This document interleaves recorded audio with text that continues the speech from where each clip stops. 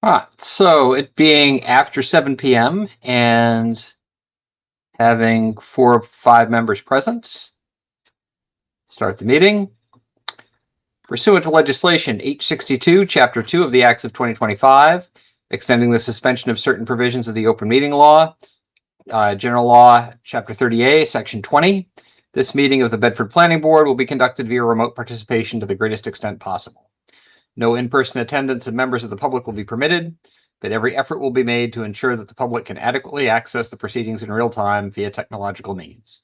In the event that we are unable to do so, despite best efforts, we will post on the town's website an audio or video recording, transcript, or other comprehensive record of proceedings as soon as possible after the meeting.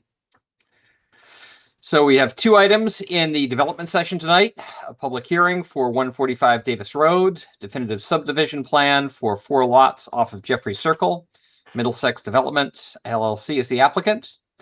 The second item is a site plan review for a proposed freestanding accessory dwelling unit at 103 Page Road, Middlesex Development LLC, on behalf of Swapnil and Uma Raut as the applicants.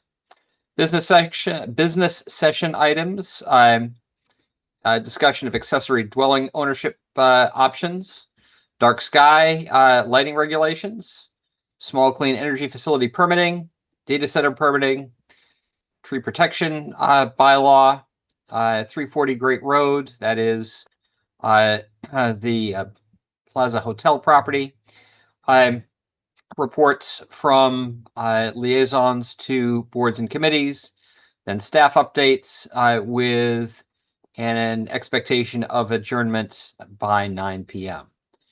So with that, first item of business is the public hearing for 145 Davis Road. I understand that the applicant has requested that the hearing be continued. That's correct. So the peer review engineer is still working on the peer review. The design engineer and the peer review engineer did trade some information today, so that's moving along, just not ready for today's meeting. Move to continue the hearing for 145 Davis Road. Second. All right, so Don't we we need have a date date? certain. Move to continue to. August 25th. Thank you. I was just going to say that. Yeah. All right, thank you. So moved and seconded. Member Hagan, Aye. Member LaFrance Linden, Aye. Member McLean, Aye. Member Crowley, Aye.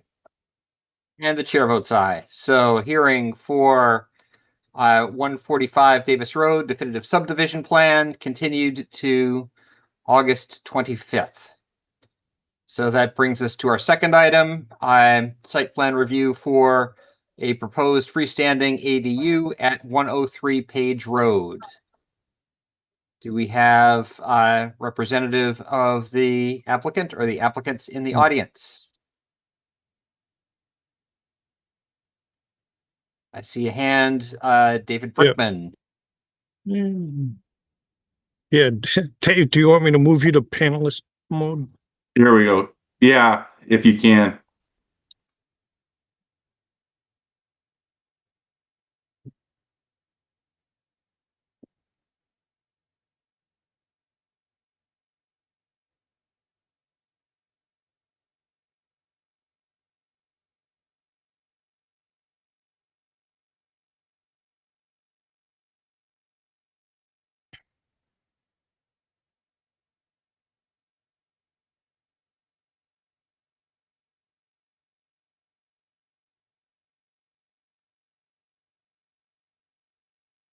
Can you hear me? Yep, please proceed. Okay, great. All right, so this is we're basically turning the current house that's there into an ADU. It's on 103 Page Road. And we'll be building a new house on, it's a corner lot, basically turning the house and putting it on Francis Kelly. So the application here is for the ADU that's basically turning the current house that's there into an ADU, which is right now 1,568 square feet. I'm sorry, 1,552 square feet, which is basically a ranch style house that was built in the 50s. That has a big addition on the back that was put on later, and the addition on the back is the majority of the demolition to get the square footage down. There's also some square footage that's in the current house that'll come down as well, but the plans that were submitted shows what's getting torn out and getting the square footage down to 899 square feet. So we're basically turning this house into an ADU instead of constructing a new one. And I can answer any questions that the board has.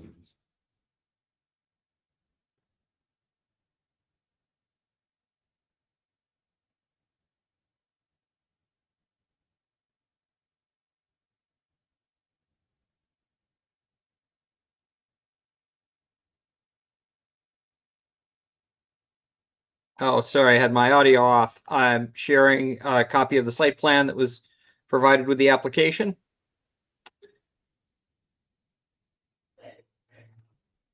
So Sony, do you want to provide an intro, or I'm happy to do that? Yeah, go ahead. So, well, okay. Yeah, it's, you can choose. Mr. Brookman, if you care to proceed, otherwise, I'll turn it over to staff, and I have some comments as well. Yes, I'll address any questions or comments. So Tony? Yeah, so this is a proposal that would build a new house facing Francis Kelly Road. The existing dwelling would be downsized to qualify as an accessory dwelling unit. Freestanding accessory dwelling units do undergo site plan review. Normally, normally the larger house is already existing, and we're looking at the proposal for the small unit here. The existing house isn't really all that big, and the new house is proposed. Both dwellings are allowed by right in all of our residential districts. The proposed house and the existing house meet the required setbacks. However, we are aware that the neighborhood has a lot of concerns about both drainage impacts, wildlife impacts, and some other items that will probably be raised as they are allowed to talk later in the presentation.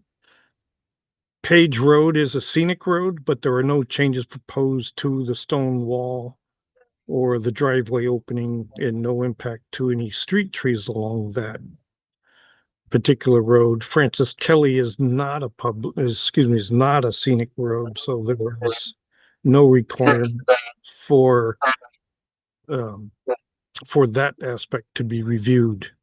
The proposed driveway, along with the water and sewer connections, do require a street opening permit from the Department of Public Works. The department would also probably look at some of the drainage impacts from that proposed structure when it applies for a building permit. It is fairly common for the town to seek to have roof leaders directed into underground infiltration chambers of some sort. And so I expect that they will seek to divert at least the roof runoff into direct infiltration, so it minimizes the potential runoff leaving the site from the new impervious surface. There is a driveway on the Francis Kelly frontage, not a drive, did I say driveway? There's a sidewalk along the Francis Kelly frontage. They'll also make sure that any new driveway installed along that side would be aligned with the sidewalk, so it maintains its accessibility requirements. there is no sidewalk headed north along this part of Page Road.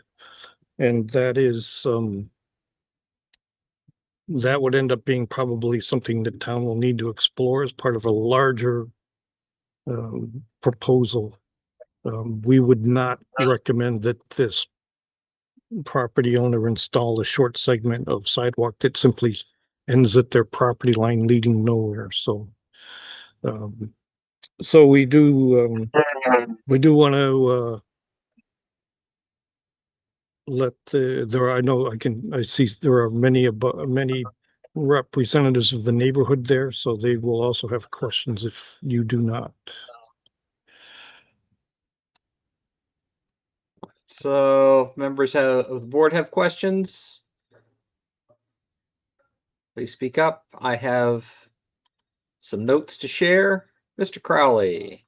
I mean, you can share your notes, may have some more thoughts. I just want to make sure I understand and the public understands what our role is with this evening's discussion. And Tony, I don't know if you want to, I know you kind of explained it, but I think explaining it a little bit more as well. Or Chris, Mr. Gittens, if you want to talk about it, that's fine too. Sure. So, yeah, planning board is a land use board. Yeah, we recommend land use policy to be adopted by town meeting. Fundamentally, town meeting controls zoning bylaws, what's allowed, what's not allowed, what's allowed by right, what requires a special permit. That is subject to Massachusetts general law. Bedford's local bylaws are subordinate to Massachusetts general law. In the case of accessory dwelling units, planning board is charged with performing a site plan review. The site plan review is not about whether or not the project proceeds, but the board can make recommendations about particulars for how it proceeds. Again, it's in Massachusetts general law, and then Bedford's existing zoning bylaws, which dictate what's allowed, what's not allowed.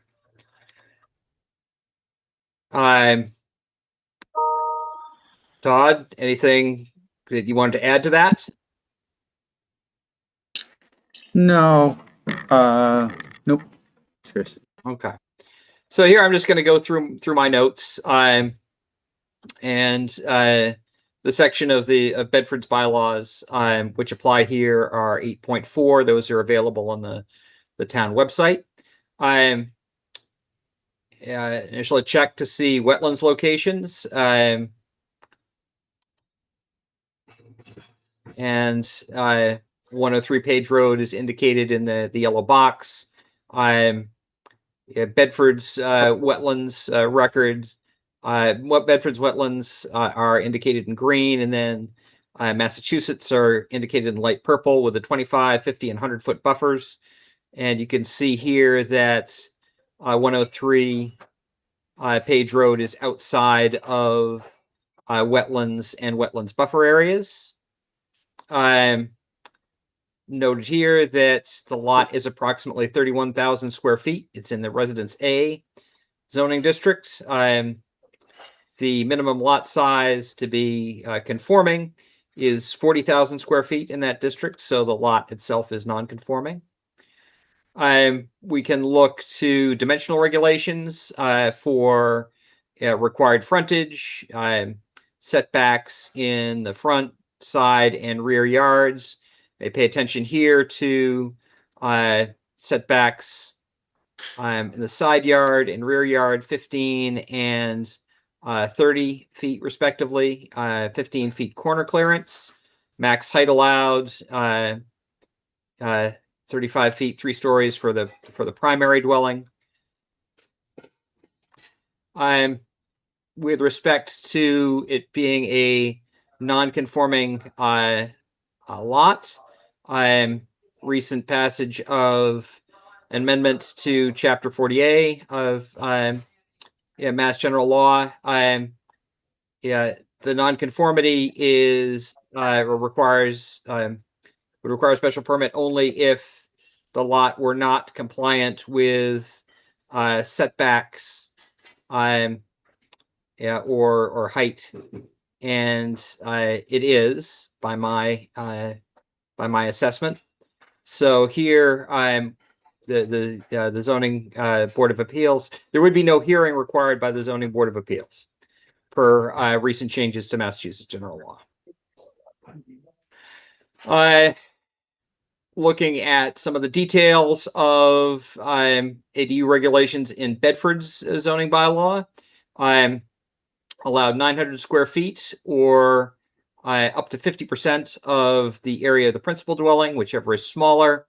An additional 100 square feet is allowed if there are universal design standards or energy efficiency standards met. The height and setback of the ADU can be is no less than that of the principal dwelling or the structure to which it is an accessory. Minimum of 10 feet of separation between the principal dwelling and the ADU. And C2 is site plan review.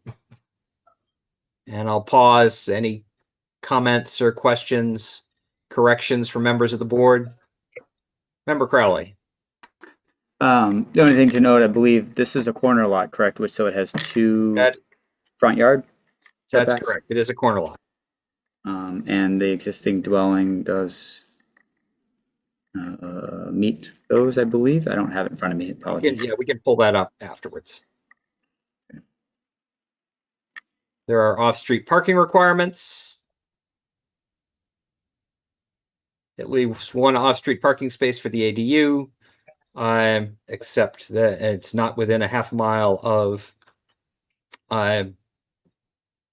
Actually, it probably is within a half a mile of a bus stop. I won't go dwell on this. It is these are straight out of the bylaws. And this is to reiterate that Bedford's ADU regulations are subordinate to the state's. The links here will take you to the mass.gov website and relevant sections there. And I will share these charts with the planning department so that they can make them available to anyone who's interested.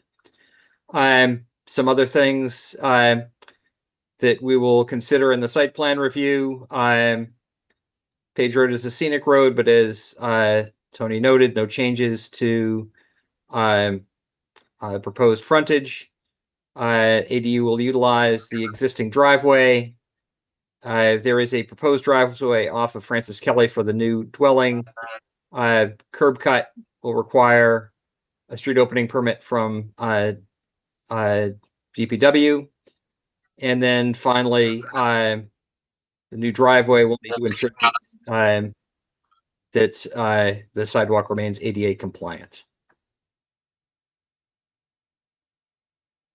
So for site plan review, the matters that we are empowered to consider: protection and enhancement of existing site features, protection of adjoining premises from detrimental uses by provision for surface water drainage, visual and sound buffers, traffic impact, adequacy of parking, methods for disposal of trash. And this site plan review, I'll pause here, is generally for commercial and larger residential projects. It just happens that when Bedford passed our ADU bylaw, that site plan review was incorporated there. So some of these may seem a little stilted for residential project evaluation, but that's the origin. It was Yeah, existing text that was referenced when the ADU bylaw was passed. And then finally, protection of environmental resources, features, particularly groundwater, from pollution due to runoff. So those were my notes. Comments, questions from members of the board?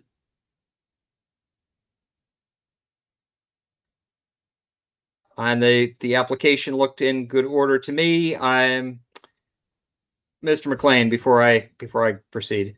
Yeah. So I understood there was a question about whether or not the existing basement would be considered livable space, and then I guess I do wonder about runoff, and especially if it is part of site plan review, and that seems to be a question at hand. Yeah, so that's my understanding as well, that it is to be determined whether the basement space counts towards the 900 square feet. Yeah, the basement does not include the 900 square feet. That's being brought down to 6 feet.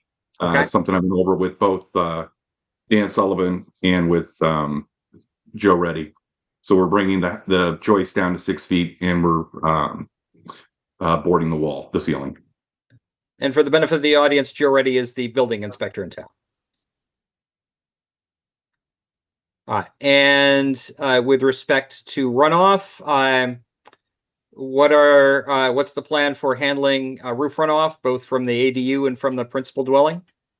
So it's on the plan, the site plan. Shows the Cultec systems with an engineered report from Michael Novak, Patriot Engineering. Sorry, I'm trying to pull this up. Do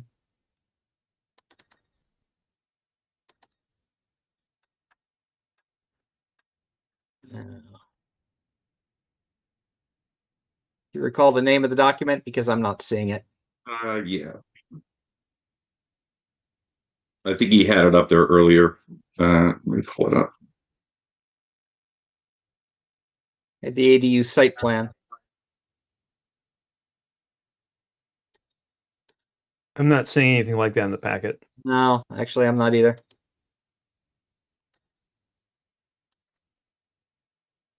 Are you able to pull that drawing up? Yeah, 1 second. Sure.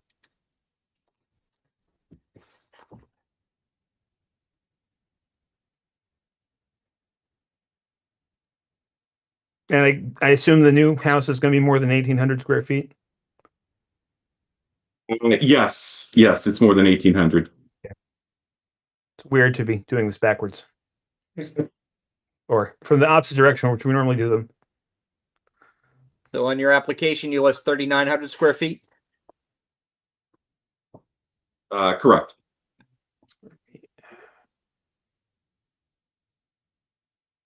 Actually, Michael Novak's jumping in.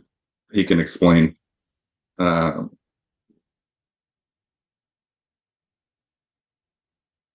And pull it up on his. He's jumping in right now.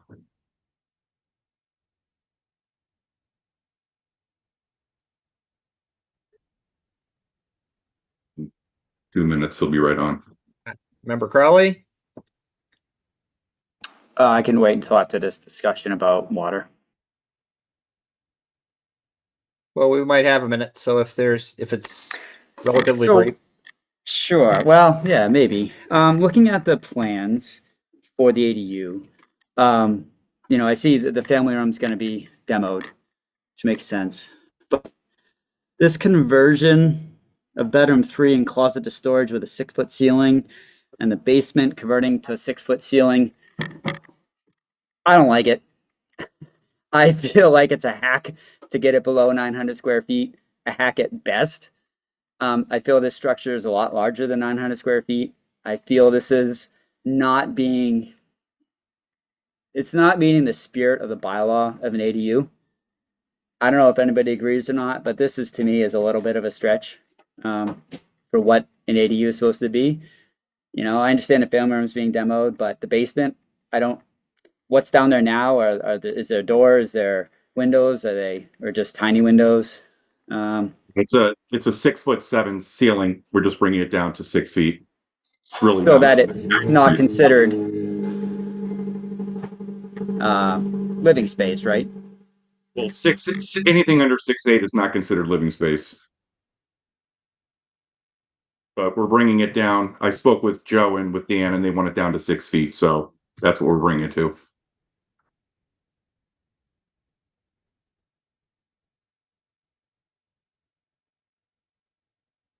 So there's the basement, but there's also just that third bedroom of bringing the ceiling down. So now all of a sudden, it's not a real room. It's not a living space. Correct. I mean, I'll go measure my ceilings. I don't know what I have upstairs, but they're pretty low. I don't know. I struggle with this in terms of it meets the 900 square feet. Yeah, I mean, this is something that I went over with the building commissioner. So he was fine with bringing that down so it's not habitable space. Just seemed like it would be better to try and save this than create a new ADU on the property. Member McLean. Yeah, I understand the game being played with the basement. The like member Crowley, the bedroom game strikes me as gaming the system. You're allowed also to have a covered porch. So I mean, I could take the walls out and make it, just a covered area too, and that meets the standard for the state as well. That's non-habitable space.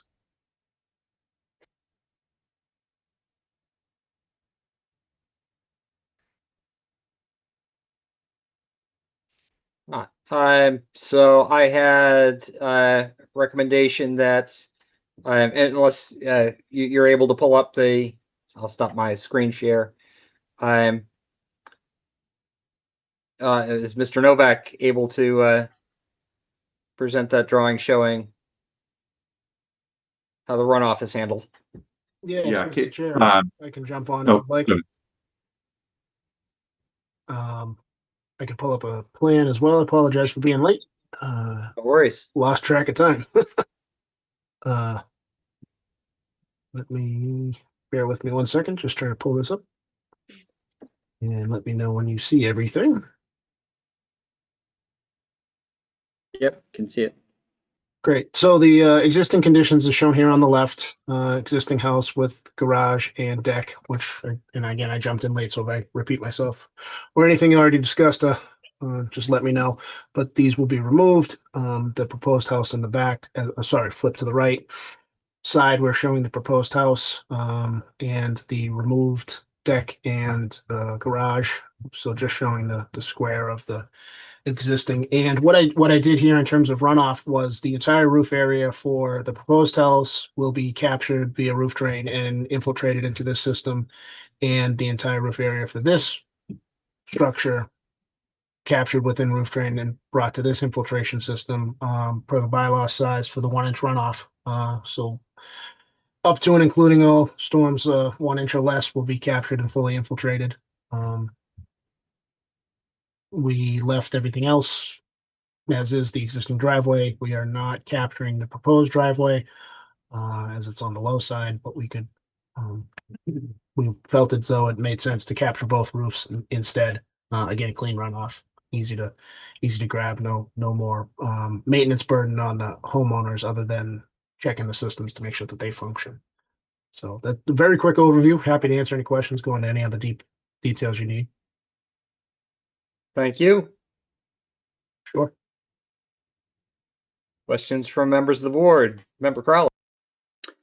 Yeah, I just curious. You mentioned 1 inch rainstorm. Is that like the state standard or something? I believe that's Bedford standard for new construction if it's not conservation. That's Gotcha. my understanding through engineering, but Okay. if I'm mistaken, just- let me know. Just understanding. Thank you. Yeah, no problem.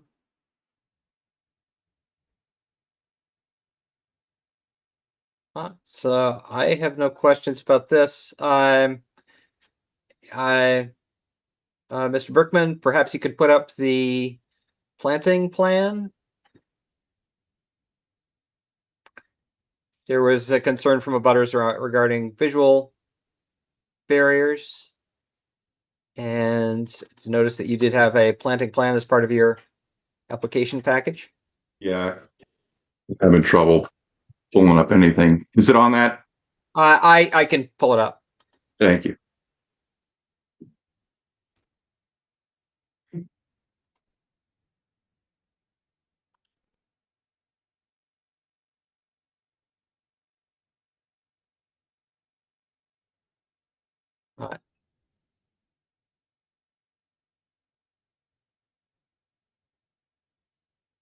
So basically the green is where we want to replant trees in the area. The stone wall usually, as I've always thought, it with designated lot lines, but the lot line goes over a little bit more. So we put some more trees on the other side of the wall, basically creating a screenage between the neighbor that's directly next to the property.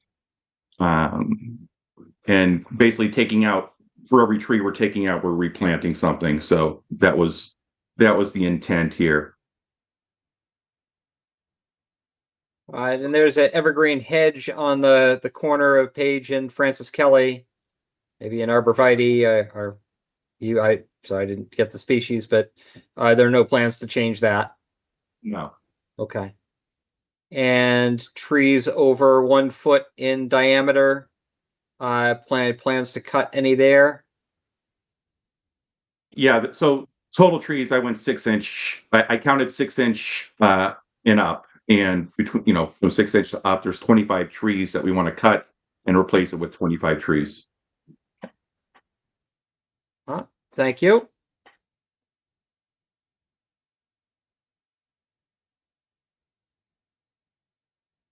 All right. Member Crowley.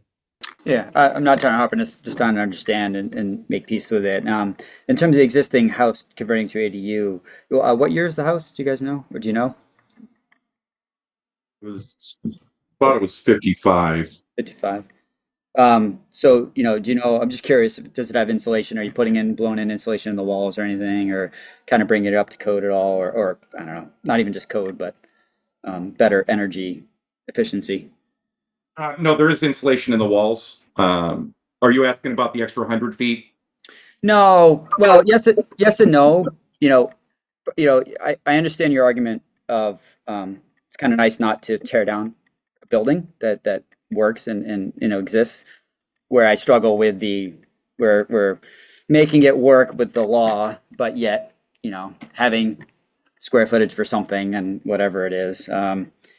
But just trying to also understand the quality of the building itself and what shape it's in terms of, yes, it's worth saving this and it already has all this, or, we're going to bring this up so that it is airtight and this and that, just trying to understand that, because I do understand the logic of not tearing down a building, but not always if the building is not great, Todd, I've been building for almost 20 years in the town, and it's probably one of the nicest houses that I've seen that's this old.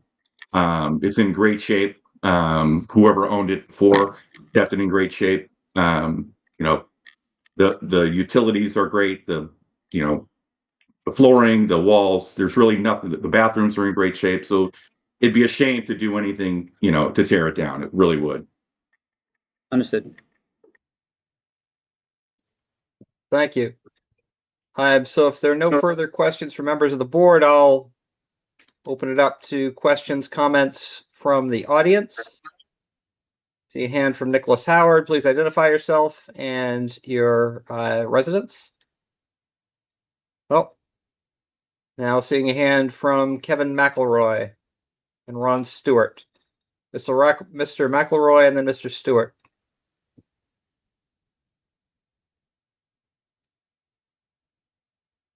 Hello, this is Eileen McElroy. And I'm sorry, I'm using my son's laptop. That's fine. And Your address, please. Oh, I'm sorry. So I'm a direct abutter at 99 Page Road, directly across from this project. Thank you. Yes. So I have a couple of questions.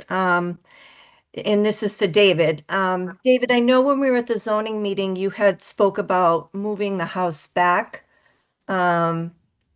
because it is quite close and going to be quite high across the street from us.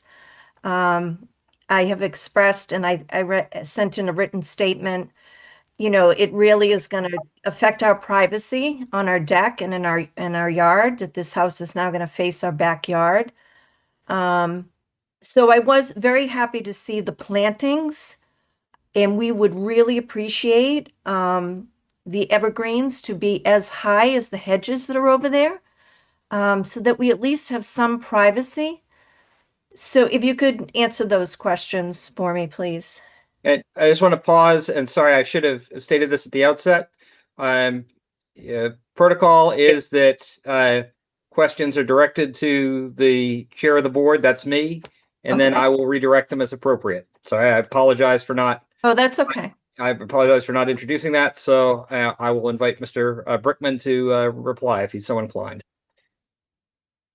Yeah, so that was the goal, was to plant evergreens in the front of the plan, and then more on the side as well, to do some more evergreens, and then mix in along the rock wall and stuff, some regular trees. Hopefully that answers. And what's the height of the house, please? 34, right, roughly 34, 5. It's under the 35-foot ridge height. And sorry, in the evergreens, what would be the height? Well, I mean, evergreens, we'd be planting some evergreens, some green giants. I mean, green giants grow 3 feet a year. So in 5 years, they'd be 15 feet taller than whatever we plant. So let's say we planted 6-footers, you'd be, 21 feet in 5 years. And green giants are plants that I'm not sure if you're familiar with, arborvitae, but they're the fastest growing of them. So, will you have will you be not seeing the house, day one? No, that would be impossible. But Right. the goal is in a few years that you'll definitely have some privacy. Okay. And my last question, please, is the timeline.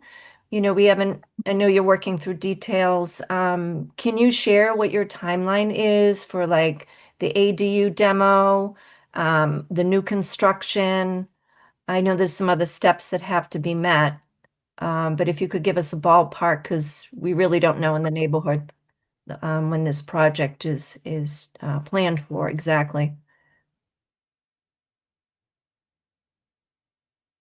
Should I wait for you, Chair? Or If you wish to reply to that, sure. Yeah, we'd like to start right away. The goal is, to start in September, and then, we're looking at an 8 to 10 month build, and both things would be done congruently. Okay, thank you. Thank you very much. Thank you. You're welcome. Mr. Stewart and then Mr. Howard.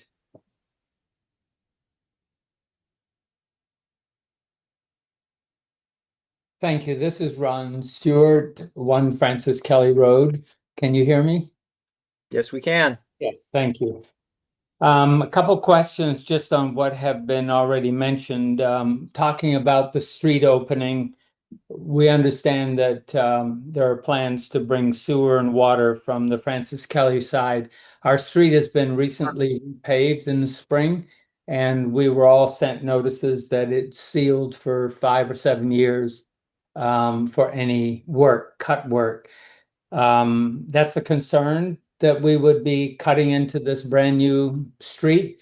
Having lived here since 78, we know that it's had no street work until this spring. So we are delighted with the new surface, and we're concerned about that plan. Is there any commentary on having to go to Page Road? Why not go to, having to go to Francis? Could you go to Page Road and get all the services that way? So I'll direct to Director Fields regarding street opening, and then to Mr. Brickman if he wishes to respond to choice of driveway placement. So, as Mr. Stewart notes, typically when when the town redoes a road, there is a 1 year moratorium on cutting into it. So, so that's an issue that would be worked out with the DPW, but it may be either that they'd have to use a technology that tunnels under the pavement without cutting the pavement, or they'll have to figure out how to make the connection out to Page Road, unless they dropped laterals for anticipated development when the system was, when the sewer and water were installed in the past. Okay, Thank you. Mr. Brickman. okay, thank you. Sure. So I'm dealing with actually this right now on Wilson Road. So it was paved recently, and what we do is we go in and we put up.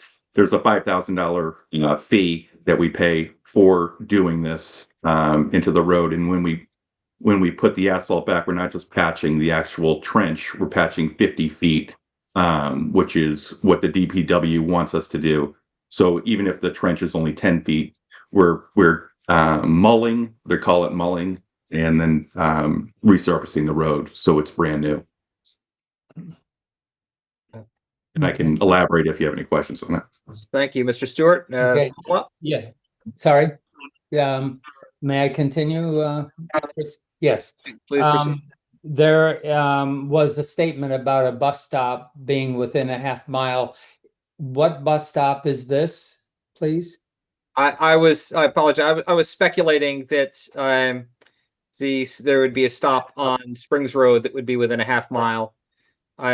I don't believe that would affect the parking requirements though for Okay. property. The reason I just bring that up is because that corner, that specific corner, 103 Page, is a major school bus stop. All buses stop there. So it's an enhanced area for kids getting off and getting on the bus every day of the year, but all grades. So that has been brought up as a concern. The other concern is, and it was recognized, that we knew the owners of 103, Joe and Loretta, Sarah, until they passed on and moved out. Loretta was the last to leave, and they were fastidious of this house, and it is true that they did their very best to maintain it. But the feeling of jerry-rigging the ceiling in the basement, I have not seen the basement, but all of the basements along Page Road are lived in or have bedrooms in them. So they are major features of the house. And to bring down one of the main floor bedroom ceilings seems weird to do that. So the feeling is, if this is being moved all around to fit 900 feet, it may be best, sadly, to relocate this whole foundation into a forward fronting area on Page, so that the existing home that's being planned, or the new home being planned, 3,600 feet, I think, 3,900 feet, something like that, can be moved further to the left and away from the declining topography that is basically 26 feet away from the border of this property. The foundation of number 2 Francis Kelly has a direct runoff from this hill that is a major concern. And I imagine the owner can speak to that, but I do know there is consistent pumping under that particular house. The drainage in this area is exceedingly serious, and there is heightened concern that any building affecting trees or the foundation being moved in an area that would disturb this brings heightened concern.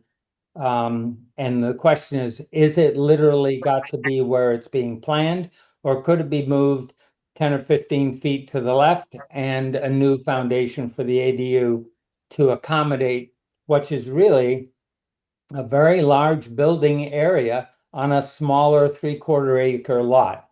It's a substantial amount of building and maybe not currently being used best from the property side.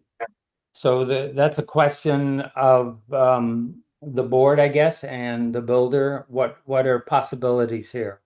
I'll interject and then I'll let Mr. Crowley speak before going back to members of the audience. But site plan review, it's an opportunity to offer commentary. But the board is not empowered to direct the applicant to make any changes in proposed building location, provided that the locations are in compliance with our zoning bylaws. Okay. There certainly, members of the public are free to express their opinions. But what is allowed, what is not allowed is dictated by our bylaws. Member Okay. Crowley. Well, it's a kind of a clarification question in terms of, and I apologize, I know I should know this, but sounds like there was a zoning board of appeals hearing about this. And I just wanted me and the audience to hear like what that was about and why that happened. And I can answer that for you, Todd. well, So, sure. so normally when we've done this in the past, any lot that's non-conforming, we're bringing in front of the zoning board. It just so happens that I didn't find out till after the fact, after the meeting, that I didn't need to go to that meeting. So that's basically what happened. All right, thank you. And I will add here that with recent changes to Massachusetts general law, provided a project is compliant with setbacks and with building height, if the lot is non-conforming by size or by frontage, there isn't the need for the ZBA variance or special permit, but there isn't the need for ZBA review. Member Crowley? I don't know if I should bring this up, but I'm going to anyways. I just want to indicate, I believe, and Tony, you can correct me if I'm wrong, by right, they could make a 2-family house on this lot right now and have an ADU. Correct, Mr. Fields? That's correct. Technically, and that is Bedford zoning bylaws, but also the state. That's now state law. It's now state law. No, it's not yet. Oh, It's The been two passed, but- family is still pending in conference committee, but apologies. the statewide application of that possibility is expected. There would be a FAR for that, correct, Tony, for this one? Yes. Yes, Thanks. Just by building just a single family, there is no limit other than the setbacks as to how big that structure can be. thank you. If it was a 2-family, then we do impose limits on how big the 2-family can be. Nicholas Howard and then Tom Neal.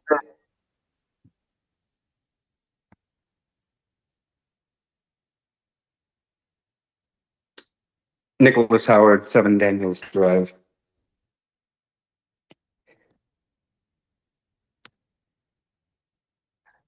We can hear you. All right. I have 2 concerns that I think the board should resolve before approving the site plan. First is how the proposed ADU gets below the 900 square foot limit. The plans achieve compliance in part by constructing new joists and drywall to deliberately lower ceiling heights in portions of the existing house and basement, so that those areas no longer count as floor area. The building inspector has signed off that as constructed, this complies with the 900 square foot requirement. I'm in that determination. My concern is what happens afterward. Bedford would be approving a configuration whose continued legality depends upon an interior architectural contrivance that the town ordinarily has no occasion to see again.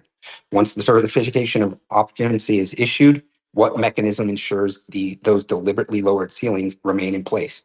5 or 10 years later, after a sale or with a tenant occupying the unit, they could be removed entirely inside the building, restored substantially full height space without changing anything visible from outside.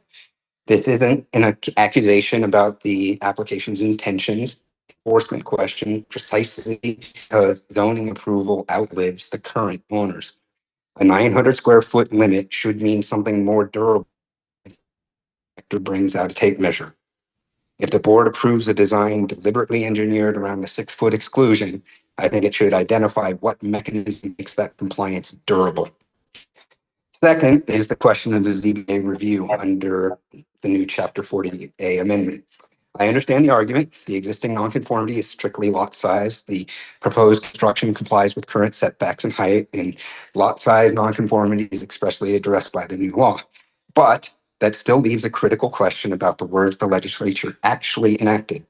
The new provision says that a pre-existing non-conforming residential structure or use may be extended or altered as of right.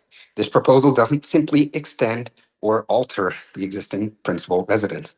It substantially demolishes it, converts what remains into an ADU, and constructs an entirely new and substantially larger principal residence in a different location on the lot. That's how the planning department itself describes the proposal. And immediately before this new provision, Section 6 expressly uses the words alteration, reconstruction, extension, or structural change. The legislature clearly knew how to say reconstruction. Yet in creating this new as of right provision, it shows only extended or altered. So the question isn't whether lot size conformity is covered. Clearly it is. The question is whether tear down and replacement with a substantially different structure elsewhere on the lot constitutes an extension or alteration at all. Before the board relies on such a broad reading of brand new statute, I think town council should answer that specific question. Additionally, I have another moment. I want to address the wildlife corridor issue. The staff memorandum says that absent endangered species habitat or proximity to a vernal pool, wildlife corridor concerns cannot be used for denial. Even assuming that's correct concerning outright denial based solely on wildlife habitat, it doesn't mean the issue is irrelevant to site plan review. The planning board's site plan criteria expressly require consideration of the protection and enhancement of existing site features, the relationship of structures and open spaces to the natural landscape, and protection of environmental features on the site and in adjacent areas. The board also has authority to impose conditions and modifications to address those criteria.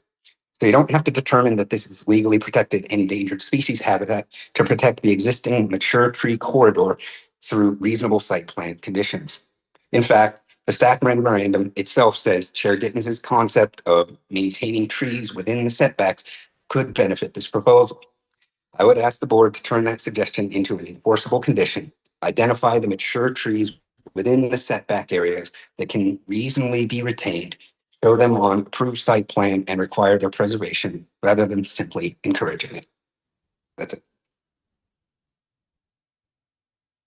Thank you, Mr. Howard. Mr. Neal.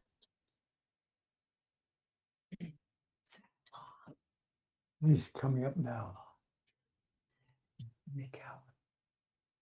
Hello, can you guys hear me? Yes, we can. Hey, thanks.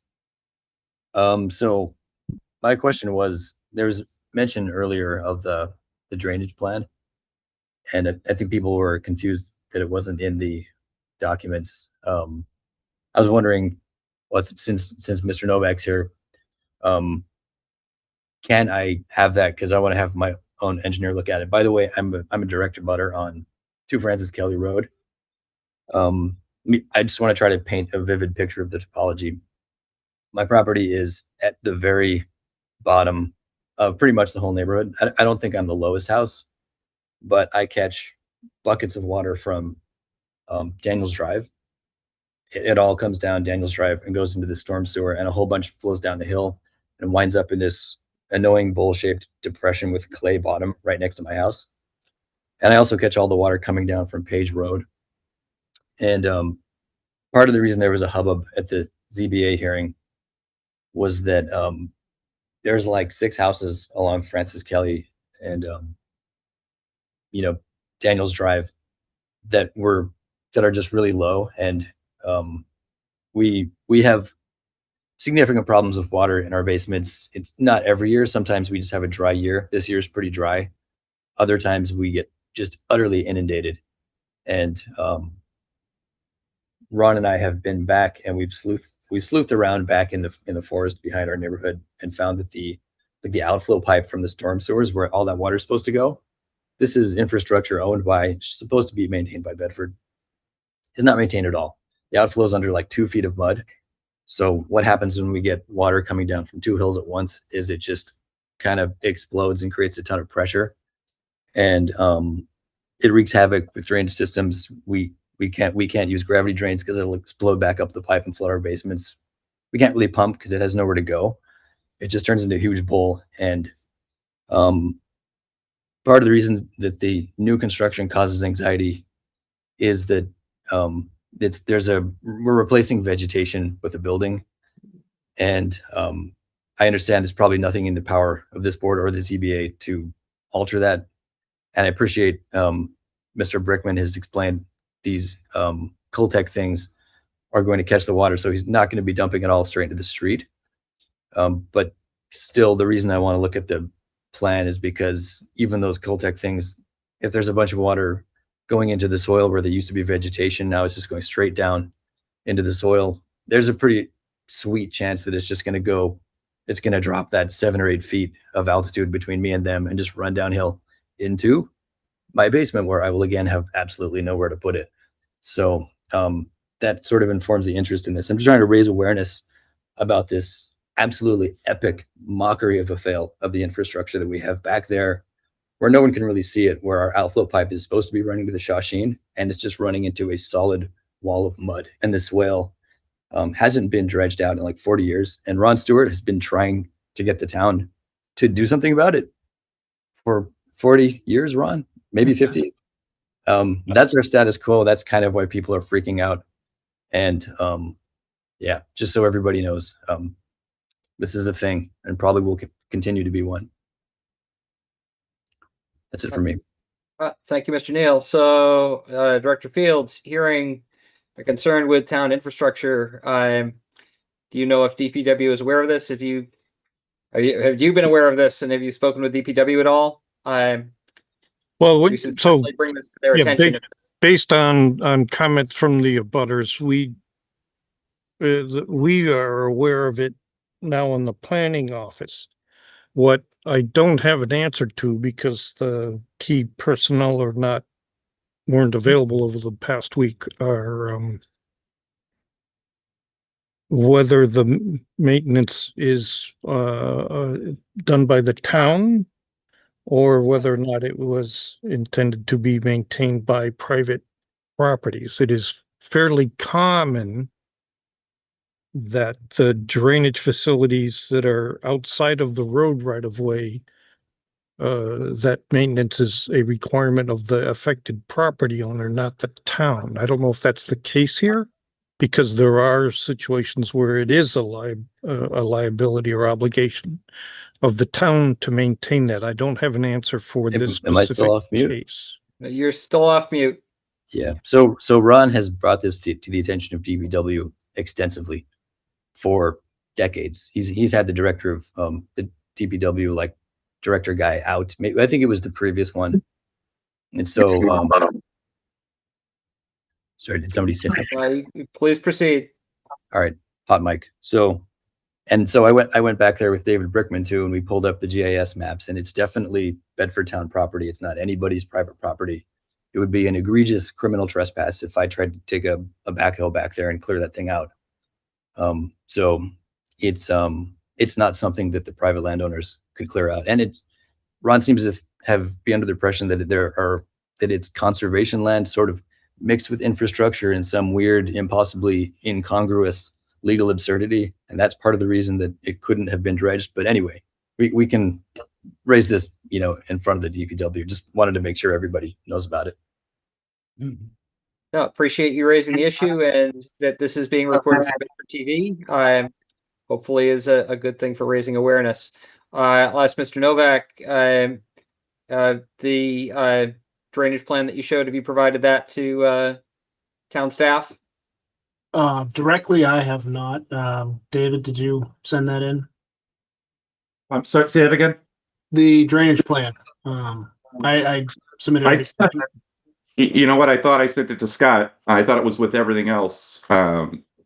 Apparently not. I mean, I'm happy to send it. That's not a problem at all. I just wanted to make sure we're not duplicating efforts, but I can send that right away.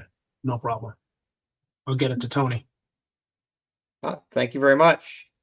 Absolutely. And I see Mr. Stewart. Thank you, Mr. Gritton. Thank you. I would just like to give a brief background. We moved in 78 and in November of 78, and in February of 79, we had our first major basement flood, and it occurred because of the backflow from the swale area through the system. There's only our property's at 110 and the outlet is at 106 feet. So it's very, very flat. So the water backflowed from all of the sewer system into our backyard, which we're number 1, around the back of number 3 and over to number 5. It was a massive problem. In the early 80s, 82, 3, and 4, it went before the town as a town article. And in 84, it was passed for the town to address this. Part of the problem was the open drainage from Page Road that fed down between 2 Page Road houses into our property and not contained. We have an easement that's on our property that was an open pipe. In 1984, those 2 pipes were put together with a manhole and a backflow capability, and the town dredged out the swale in 1984. From that point on till about 2019, the swale managed to keep open and drain out Francis Kelly without serious flooding. But in 2019, we had serious flooding continuing in all of the properties because of the backflow from the swale. These have been pictured and site visited with the local engineer, with the public works, including the present director, on the property to discuss addressing this. Nothing has been done to that.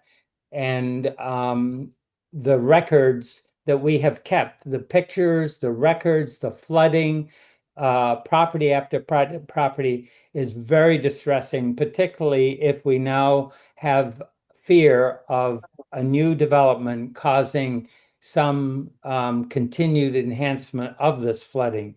Tom Neal lives at the very bottom of the site runoff, and all of the vegetation in that area is a protective source. In the course of time, for the studies that were done, dyes were set into Alaska Ave and brought into this water system that comes, the aquifer that feeds under our Springsbrook area here, was determined to come even as far away as Alaska Ave, which is in part one of the reasons why Tom is having a flooding problem. I believe 99 Page Road, the McElroys have had water in their basement as well. So it is a serious concern, not to be taken lightly. And this development, particularly if the basement is, I understand based at the zoning board that they tested down to 10 feet. They are very high property. They need to go 20, 25 feet to see where the water is if they want to determine where the basement floor might be relative to a water table. But all of Francis Kelly sits on the water table as it is today. So that's the history. It is all documented and can be easily produced with the pictures to show. Thank you you. very much.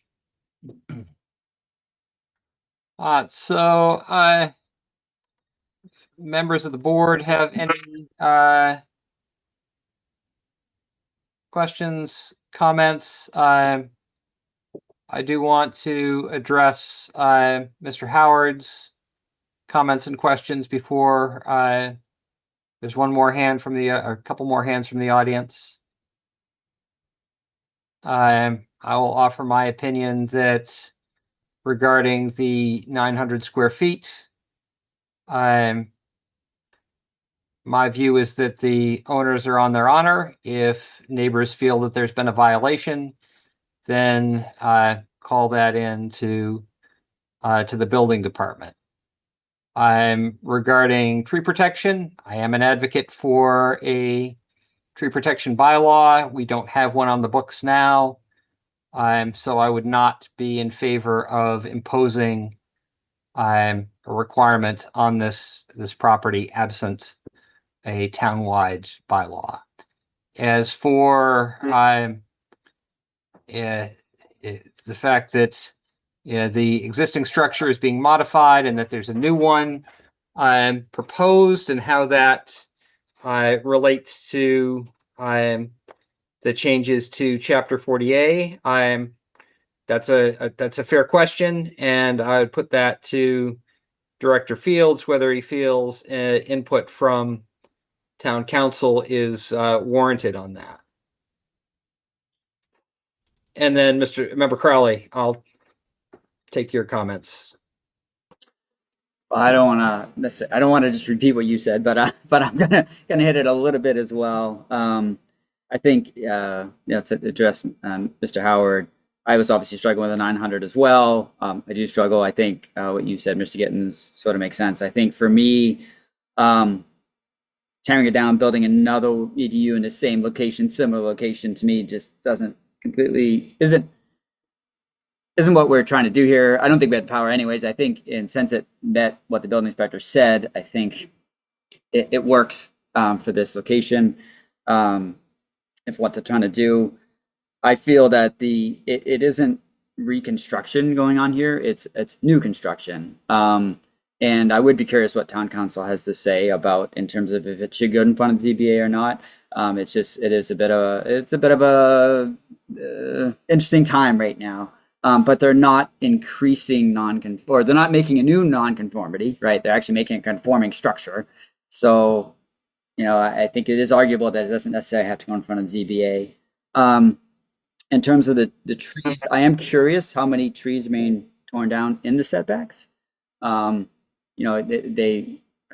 builder indicated, I think 25 total and then 25 new, which is great to hear. But I'm curious how many were being in the setbacks, and could any be saved? I'm not saying that we should impose that they have to. I am excited because we've discussed this many times on the board already in terms of potentially having one in the future in setbacks. Or at least, I think it's actually required replacement, right? Mr. Gittins, not necessarily keeping them. Correct. But I'm curious, Mr. Brickman, if you know how many are in the setbacks that you're taking down. And if so, why? Hold on, please. Oh, sorry. I would like Director Fields to respond to the town council question before we move on from that. Yeah, so I will note that the public hearing with the ZBA actually remains open, and we anticipate that town council, the new town council, is coming to that next meeting of the ZBA to review these changes to Section 6 that the legislature just passed, and specifically look at the impact on this application. Also addressing the issue of whether or not the ceiling modifications might get changed in the future. I would also note that in theory, the assessors go through every house every 3 years and would note changes like that and bring it to the attention of the building department, because we do from time to time come across illegally created apartments and other things that that are then required to be undone. But so there are um, there is a way to find that, that there have been changes made that get at that building height issue. It is a frustrating question under the building code because we do find spaces even in all new construction when we're trying to calculate even the 15% floor area ratio on two-family houses. There are spaces within a building that don't count as floor space. So ceiling height is one of the factors. Thank you. I will take, first, Mr. Brickman, if you care to respond about trees within setbacks. So I didn't count which ones were, when you say setbacks, you're talking about the 15-foot setback on the Correct, side there? yes.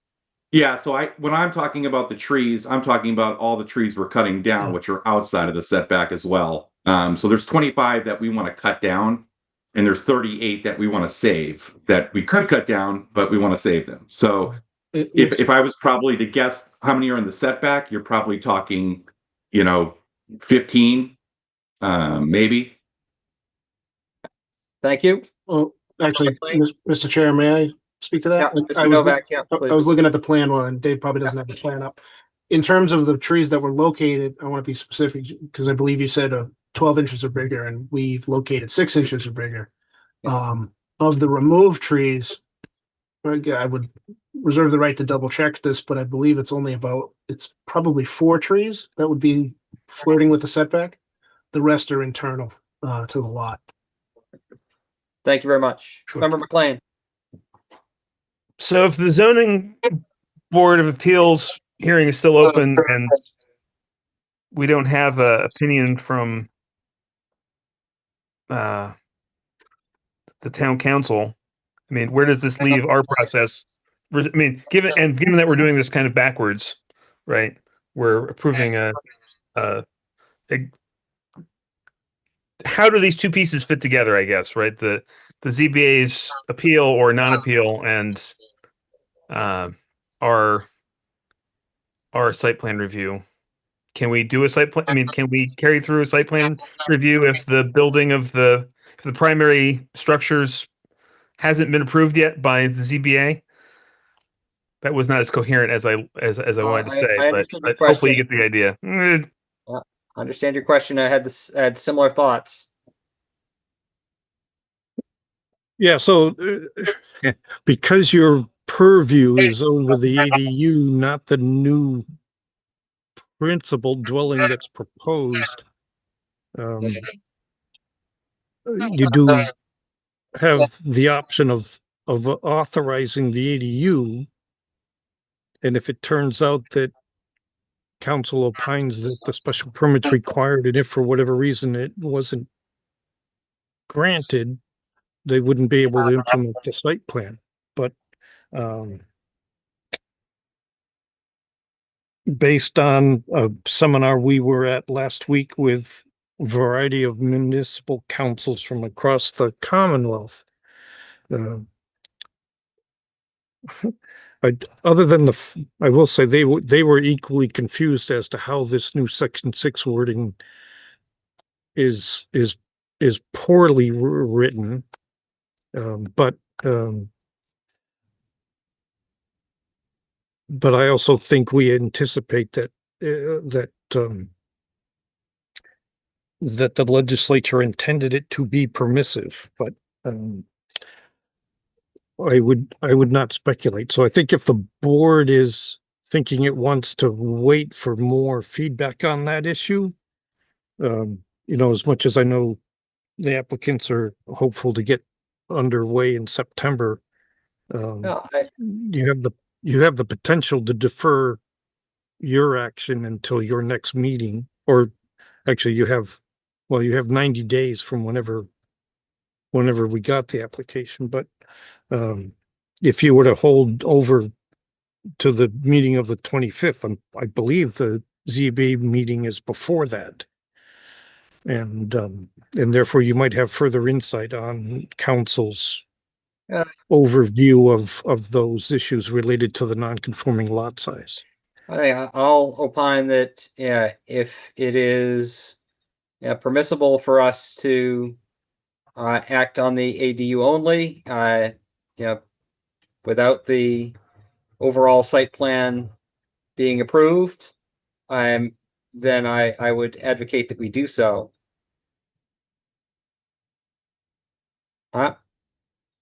So the way I think of it, we can vote on the site plan as it relates to the ADU, and if the overall plan were not to receive approval, then that the ADU would be allowed or not would be beside the point. So I'm going to take input from the audience in the order that I saw hands. Tom Neal, Nicholas Howard, Ron Stewart.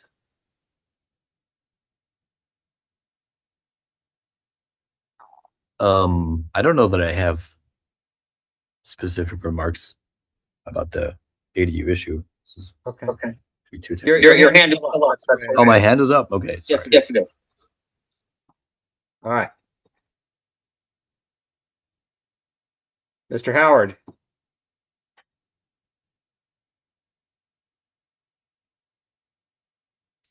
Thank you. Nicholas Howard, 7 Daniels Drive. First, thank you for addressing my first two questions. I appreciate the clarification about a suspected future violation. I think it's asking a lot for nearby residents to be the enforcers on that type of thing, and I don't think that's a good precedent to stand. But if that's the way you believe it should be, then that's the way it is. I hope to hear from town council at the ZBA regarding that other question. I just want to clarify one remaining point about the trees because I may be misunderstanding the board's position. I understand that Bedford does not currently have a general tree preservation bylaw preventing a private property owner from removing these trees by right. But this isn't simply a property owner removing trees by right. There is a site plan application before you, and the existing site plan bylaw expressly directs the planning board to consider the protection and enhancement of existing site features, the relationship of structures and open spaces to the natural landscape, and the protection of environmental features on the site and in adjacent areas. So my question is very specific. Why does the board believe it needs a new tree protection bylaw before it can require preservation of particular existing trees as a condition of this site plan approval when the current site plan bylaw already expressly gives you those criteria to apply? I'm not asking whether you can regulate tree removal generally throughout Bedford. I'm asking about your existing authority over this particular site plan that is presently before you, where local residents have identified reasons to believe that this is a wildlife corridor and should in some way be protected to allow for the continued looping of animals between the areas behind Reed Lane and the Springs Brook Conservation Area. Thank you, Mr. Howard. Mr. Stewart. Thank you. The ZBA's next meeting is Thursday, the 27th of August. So Thank you. Anything else? Or is that it, Mr. Stewart? That's it. Thank you. Okay, thank you.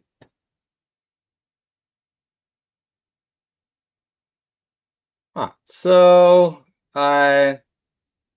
comments, questions from members of the board? If not, then I will bring back my slide with the site plan approval criteria.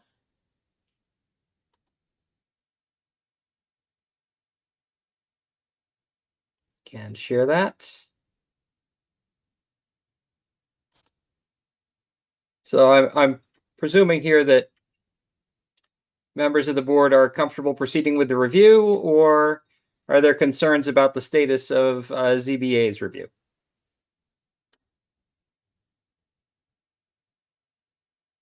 Mr. McLean. I guess I have concerns about passing judgment on a site plan review for an accessory dwelling unit when there's no non-accessory dwelling or even an approved plan for a non-accessory dwelling.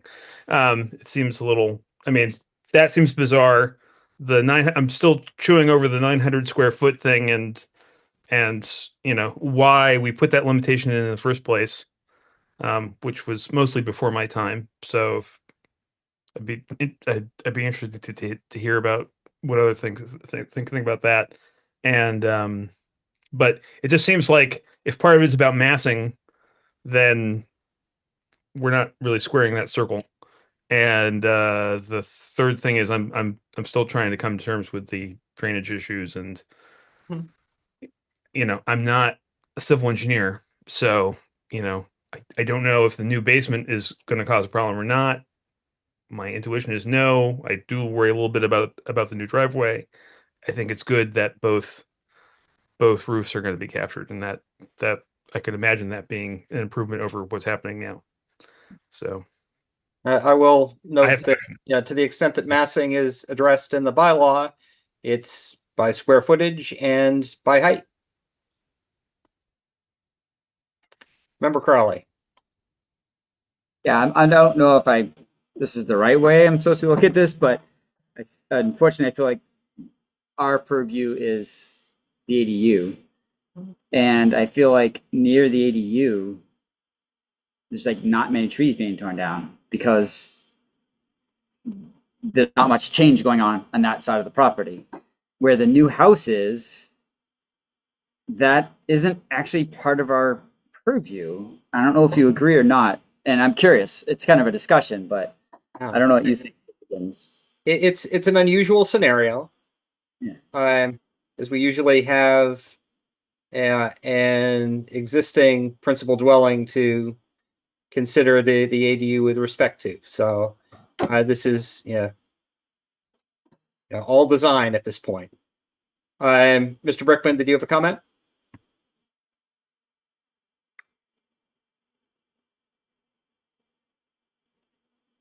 You're still muted.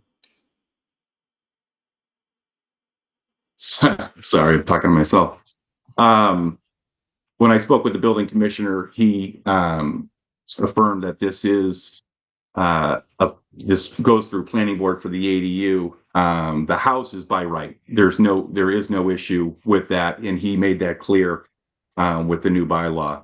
The issue with the trees and everything, there's nothing being cut down next to the ADU. I thought this meeting was basically for the ADU only. All the trees are staying around the ADU. Nothing's changing with it. The owners have a by right to build whatever house they want to build on the lot. Moving it back, moving it to the left. I think that's up to the owners to do. That's not my decision. I don't own the property.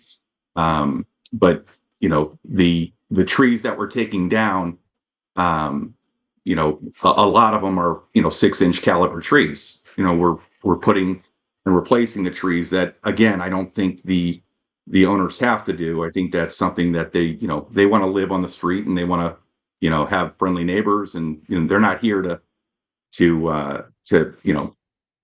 have any ill will with anyone. So just on the wildlife corridor, I brought this up, after the zoning meeting, because it was a question that they had, if they just wanted me to check with conservation. If this is a wildlife corridor, there's nothing that stops, there's no wildlife corridor on the property. There's nothing in the town that says there's a wildlife corridor.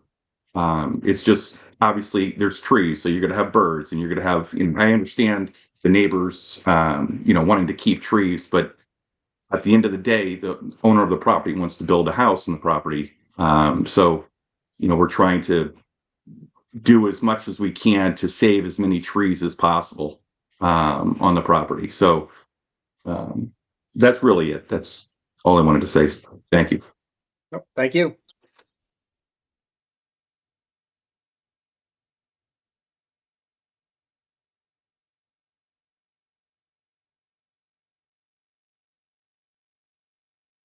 All right, so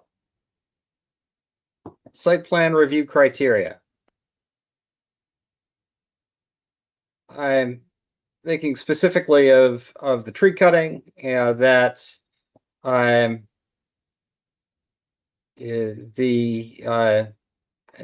this is really Yeah, hard for me to separate ADU from the overall property, but that the applicant is proposing to replant, that there'll be a substantial number of trees remaining. I feel that captures the spirit of protection of environmental features. Before I continue, other members have input on that? Okay. As far as protection from runoff goes, the tree planting and retention of pervious surface goes towards that. The proposal to capture the roof runoff, I think goes towards that. The members with thoughts? I just agree with you completely. Thank you, Mr. Gibbons. Okay. Adequacy of parking, didn't see as an issue. Loading spaces, that's really for commercial or larger scale residential. Disposal of refuse, again, that's more oriented towards commercial or larger scale residential. So that the plan appears to capture that adequately. Traffic, yeah, it's a residence. Once again, more concern for commercial or large scale residential.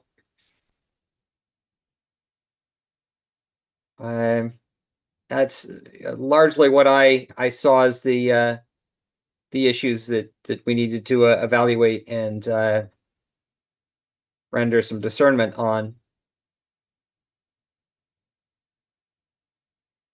It is, to me, unusual that that we don't have a principal dwelling to refer the ADU to, but I don't see that as a blocker. I think that we can make a judgment on the ADU proposal independent of that, and then it will proceed or not. The overall proposal will proceed or not proceed, depending upon how things go with ZBA and town council's assessment of Section 6 changes.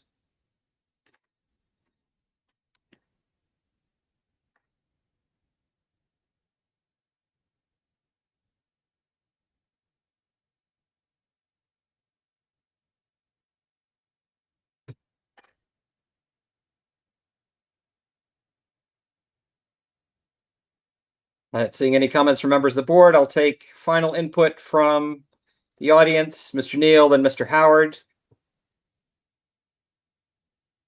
Hey, can you guys hear me? Yes. Yes. I'll be quick. I know that some of the drainage issues are probably, not within the purview of this committee, but I know that the building of the dwelling is as of right, and generally the owner of a property can just cut down whatever trees they want in the absence of any kind of tree bylaws. And I think it's cool that the new owners want to plant trees in between to foster goodwill. I'm not trying to be obstreperous, but I just want to underscore with the severity of the flooding issue. I feel that we are well beyond the area. We're well beyond the point where the stakes are just about goodwill.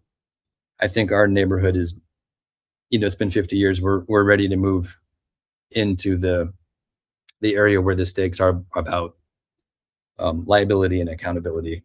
I'm tired of sweeping mud out of my basement. If I'm going to get hydrostatic pressure that folds the walls of my basement in, I'm not going to be that's going to be about holding somebody to account. So the drainage plans from next door at 103, fine, do it. but they need to be squeaky clean. And we intend to see this issue through with the town because, yeah, we're past the point of asking nicely. That's it. Thank you. Understood. Thank you. Mr. Howard. Nicholas Howard, 7 Daniels Drive. I agree with the idea that the staging makes things awkward, but doesn't preclude you from giving an approval.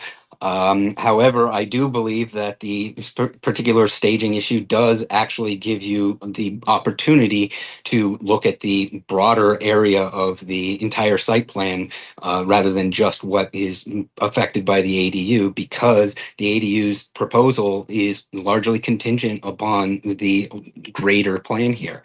And while I agree that you don't seem to see my way with regards to this particular set of trees, I will point out that replacing trees is great, but it doesn't replace what exists as a existing canopy that connects from one side of the street to the other.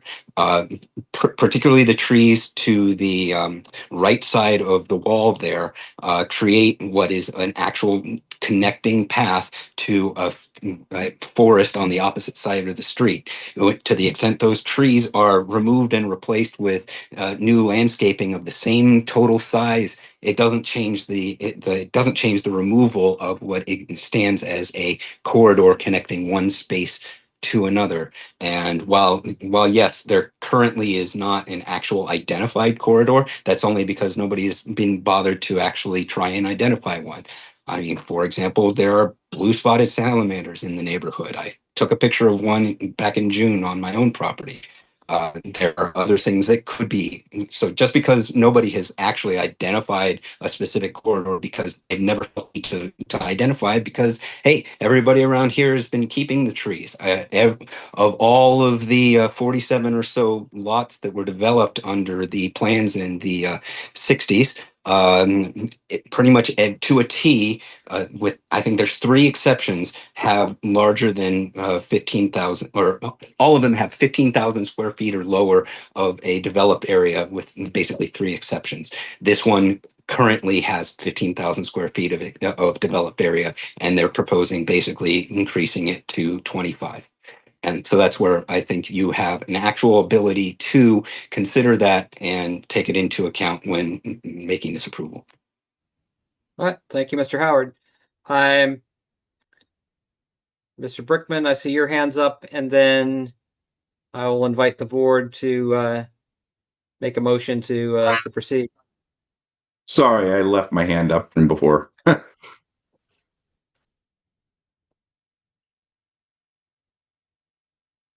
All right. So since the as one comment here before I'm inviting a motion, since the applicant did include the drainage plan, I would advocate for incorporating that as a condition of approval, and also the tree planting plan.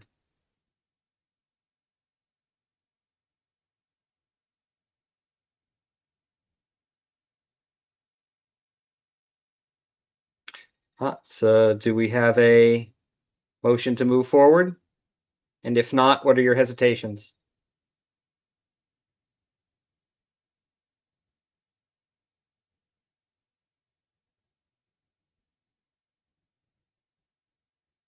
All right, I'm waiting for a motion to approve the Motion to approve the accessory dwelling unit at 103 Page Road okay, with or without the conditions that I with the conditions of the 2 documents that you mentioned, the included. and of course conditional on any necessary ZBA approval. Approvals. Yes. Do we have a second? Second. Moved and seconded. Member Crowley, Aye. Member Hagan, Aye. Member LaFlance Linden, Aye. Member McLean, Nay.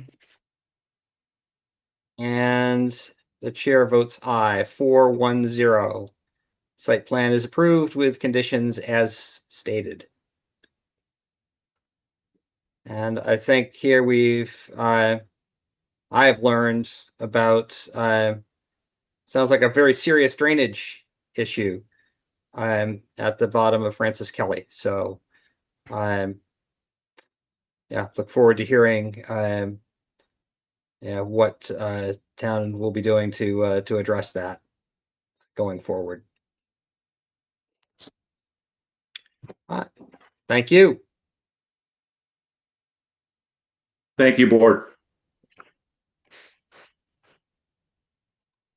All right. With that,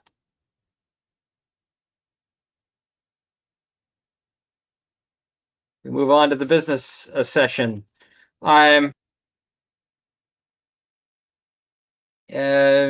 At last meeting, Mr. Gardner, who has been involved with a fair amount of development in town recently, expressed support for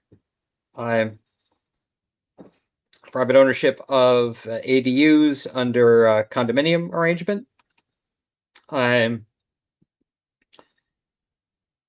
Director Fields sent out a presentation from a slide deck that Mr. Gardner had provided. I reviewed it briefly. I have not had a chance to form an opinion of it. Director Fields, do you know if Mr. Gardner cared to return to speak to those charts, or is that just for us to consider? He is in the audience. And Hey, Tony, you're distant. Yeah, I can hear you. there was some background noise, so I might have turned my volume. I can see your lips moving, but can't really. I see Mr. Gardner in the audience, so if he is inclined to speak. I do have your charts here somewhere, I believe, but it might be more convenient if you had them. Yes, how you doing? This is Greg Gardner from 10 Holton Street, Bedford, Mass. I can share my screen. This is Derek Gardner, 104A Page Road. If I'm not positive if I have to get invited to share my screen or if I can do that manually. Mr. Fields probably needs to grant you permission to do that via Zoom. He had to do that for me earlier. I believe it's just the meeting organizer who initially has permission. I just joined as panelist and I'm going to share right now.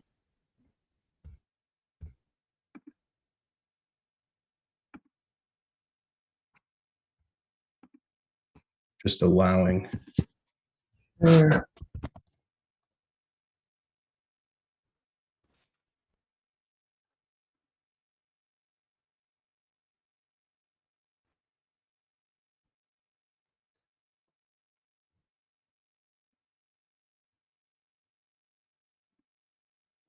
Are you guys able to see my screen now? Yes.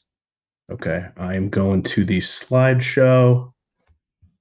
Can you see the first slide of allowing separate ownership of ADU? Yes, we can. Awesome. We'll start right now. Good evening. This is Greg Gardner, 10 Holton Street, Bedford, Mass. This is also Derek Gardner. He'll go over a couple slides later in the game. So, we really appreciate you guys listening to us and letting us talk at the last meeting. We had the other ADU on the agenda last meeting, and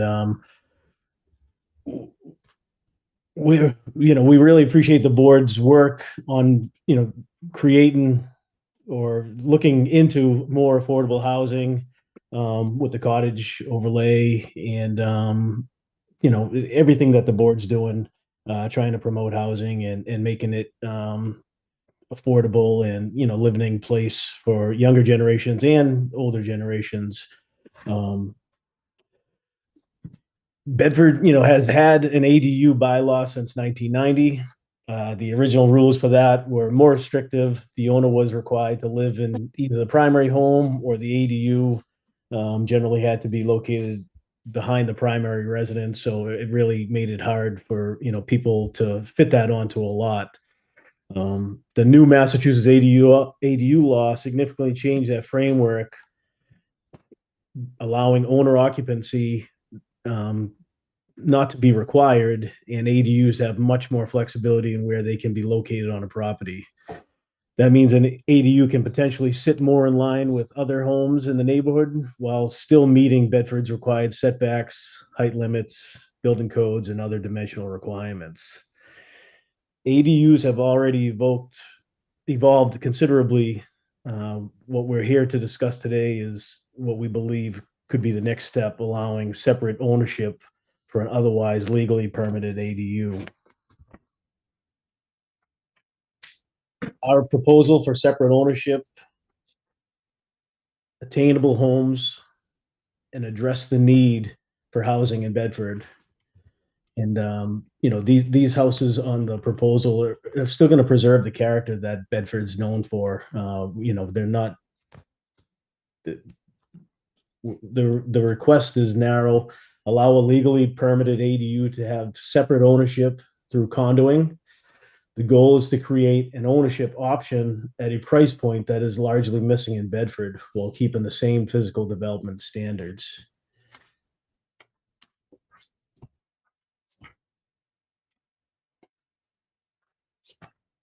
The proposal is more about ownership, not density. It's already, we can already build the ADUs and people can already have ADUs on their lots. This is the key distinction. We are not asking Bedford to permit any extra unit beyond what zoning already allows. The building does not get larger. Setbacks do not change. Parking rules do not change. The safety requirements do not change. The change is only to the ownership of the structure. Separate ownership encourages pride of ownership and gives residents a greater incentive to maintain and invest in their property. When both the primary home and ADUs are rentals, there is a greater risk of deferred maintenance over time, potentially impacting the appearance and condition of the property and surrounding neighborhoods.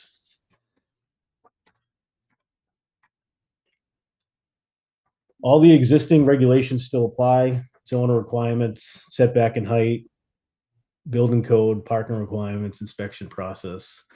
Separate ownership will not weaken any existing regulations. A condoed ADU would still have to satisfy zoning, building and setbacks, parking. Right now, there's, a handful of states that are moving in this direction of being able to condo ADUs. Separate ownership has set a precedent elsewhere. California provides the clearest model. Municipalities may allow a primary residence and ADU to be converted into separate condominium units, create an independent ownership without requiring a traditional lot subdivision. Washington, Oregon, and Hawaii also demonstrate established condominium frameworks capable of creating separately titled residential units on a shared property. We are not asking Bedford to create more housing. We are asking the town to consider whether ADU ownership can be thoughtful pathway to home ownership, agent in place, and long-term success for our community. Hey everyone, this is Derek Gardner, 104A Page Road. Just wanted to go over some of Bedford's missing housing options. So in Bedford, the existing starting home price, it's all the way up to the 900,000 range. Those homes are usually older homes requiring significant renovations, limited inventory at this price point. Those houses usually have multiple offers, very competitive, hard to get, and you get something and you still need to update systems, roofs, a ton of varying updates will be needed. And then Bedford recently started the cottage overlay home, and those are great. They're going to be up to 1,850 square feet. But those homes are still going to be priced at 1.2 million plus. generally priced for established families, not the first-time buyer. And then the proposed affordable dwelling unit, separate ownership, would be around 1,000 square feet, 2 bedrooms, brand new, energy efficient, low maintenance, and this creates an attainable home ownership currently missing in Bedford, ideal for the first-time home buyers, young professionals, and downsizing seniors to age in place. And those price points would be 600 to 750,000, we believe. The opportunity would be to fill the gap for attainable ownership and expand ownership opportunities, not just rental housing. And the picture right here is a kitchen and a 2-bedroom ADU, still rather large kitchen, great layouts, and a lot of these with the 900 to 1,000 square feet.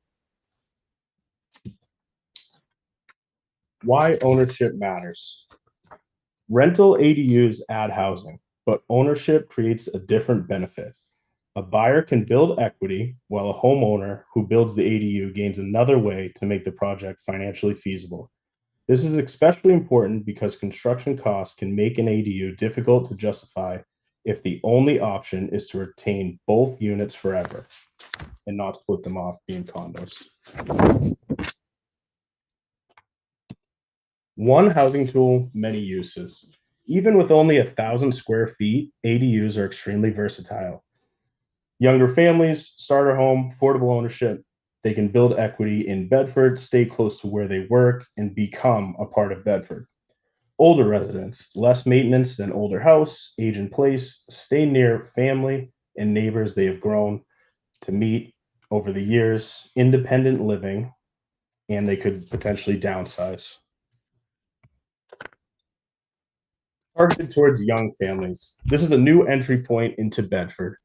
This is a picture of 104A Page Road, 2-story ADU with living space above. 1,000 square feet, it provides a high-quality starter home option without the land and construction costs associated with a traditional single-family home. Separate ownership could allow a young family to enter the Bedford housing market, build equity as their family and housing needs grow, sell the ADU, and use that equity towards their next home, giving them a pathway to remain in Bedford long-term and contribute to this wonderful town we all live in. And then another ADU example right here would be the older generation. This is a ranch style house, can serve a completely different demographic, all living on the first floor. A single level layout with an attached garage can let an older resident downsize while staying in Bedford near family, friends, doctors, in the community they already know. And then I put in a floor plan right here. This is a 2-bedroom with kitchen, open living area, and then you have a garage with a little mudroom and laundry off the back side. And all these homes will be very energy efficient.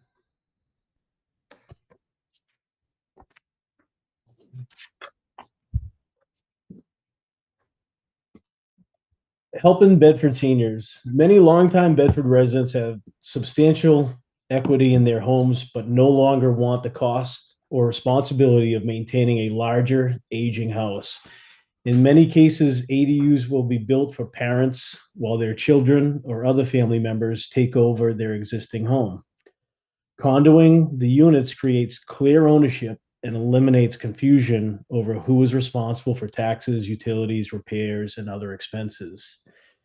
It can also provide a much better aging in place option, making an older home truly accessible can be extremely expensive. Adding a ramp may be relatively simple, but creating first floor living, accessible bathrooms, walk-in showers, wider doorways, and other accommodations often is not and very, very expensive.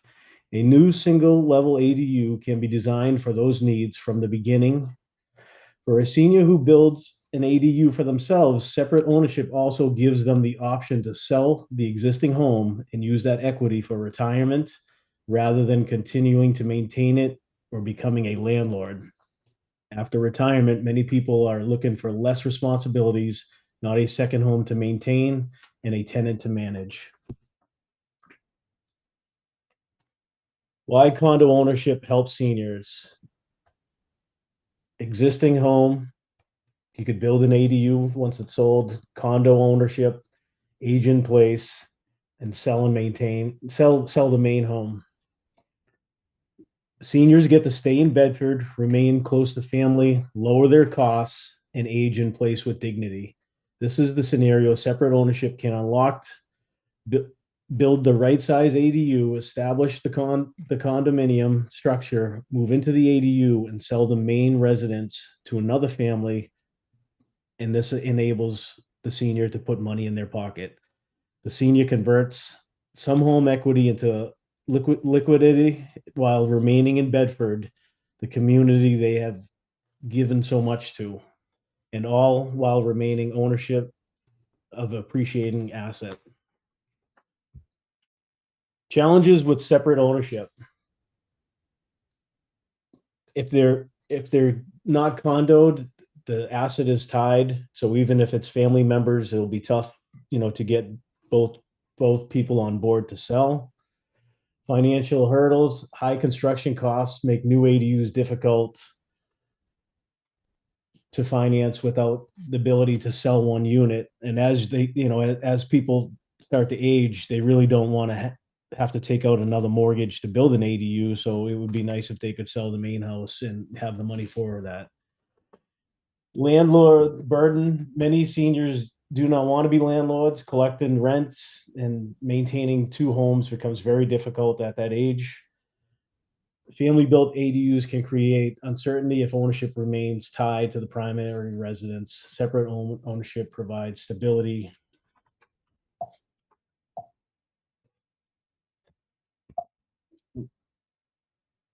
You got it.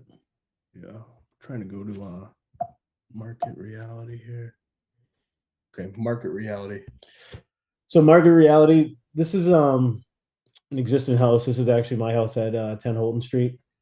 Being a local builder, we do not believe every ADU will be condoed. Every property is different.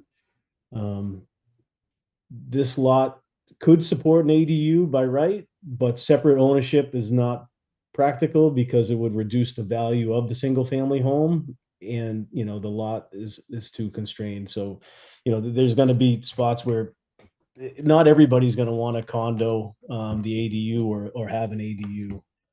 We do not believe every ADU will be condoed. In fact, many properties will not make economic sense to convert. Some owners will prefer family use or rental income, and some single family homes could lose value if converted into condominium ownership. That natural market check is important. This proposal creates an option, not a requirement.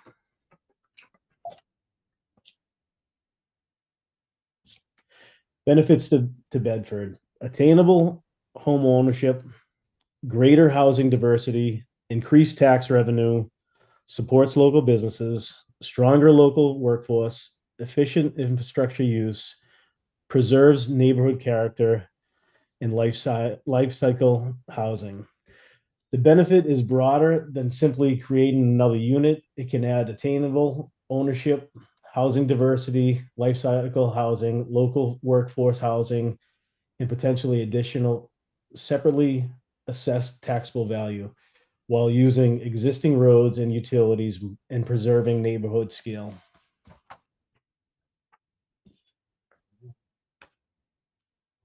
Why we believe this matters. We've spoken with more than a dozen Bedford residents interested in building an ADU, and the question has been, can it be separately owned?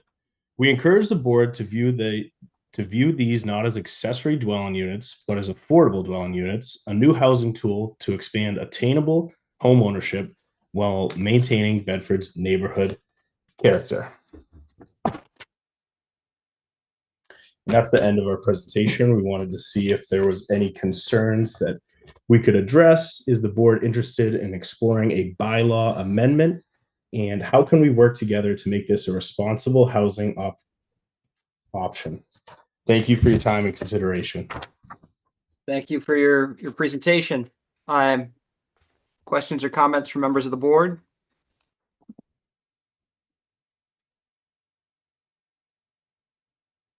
Member Crowley. Come on, guys, speak up.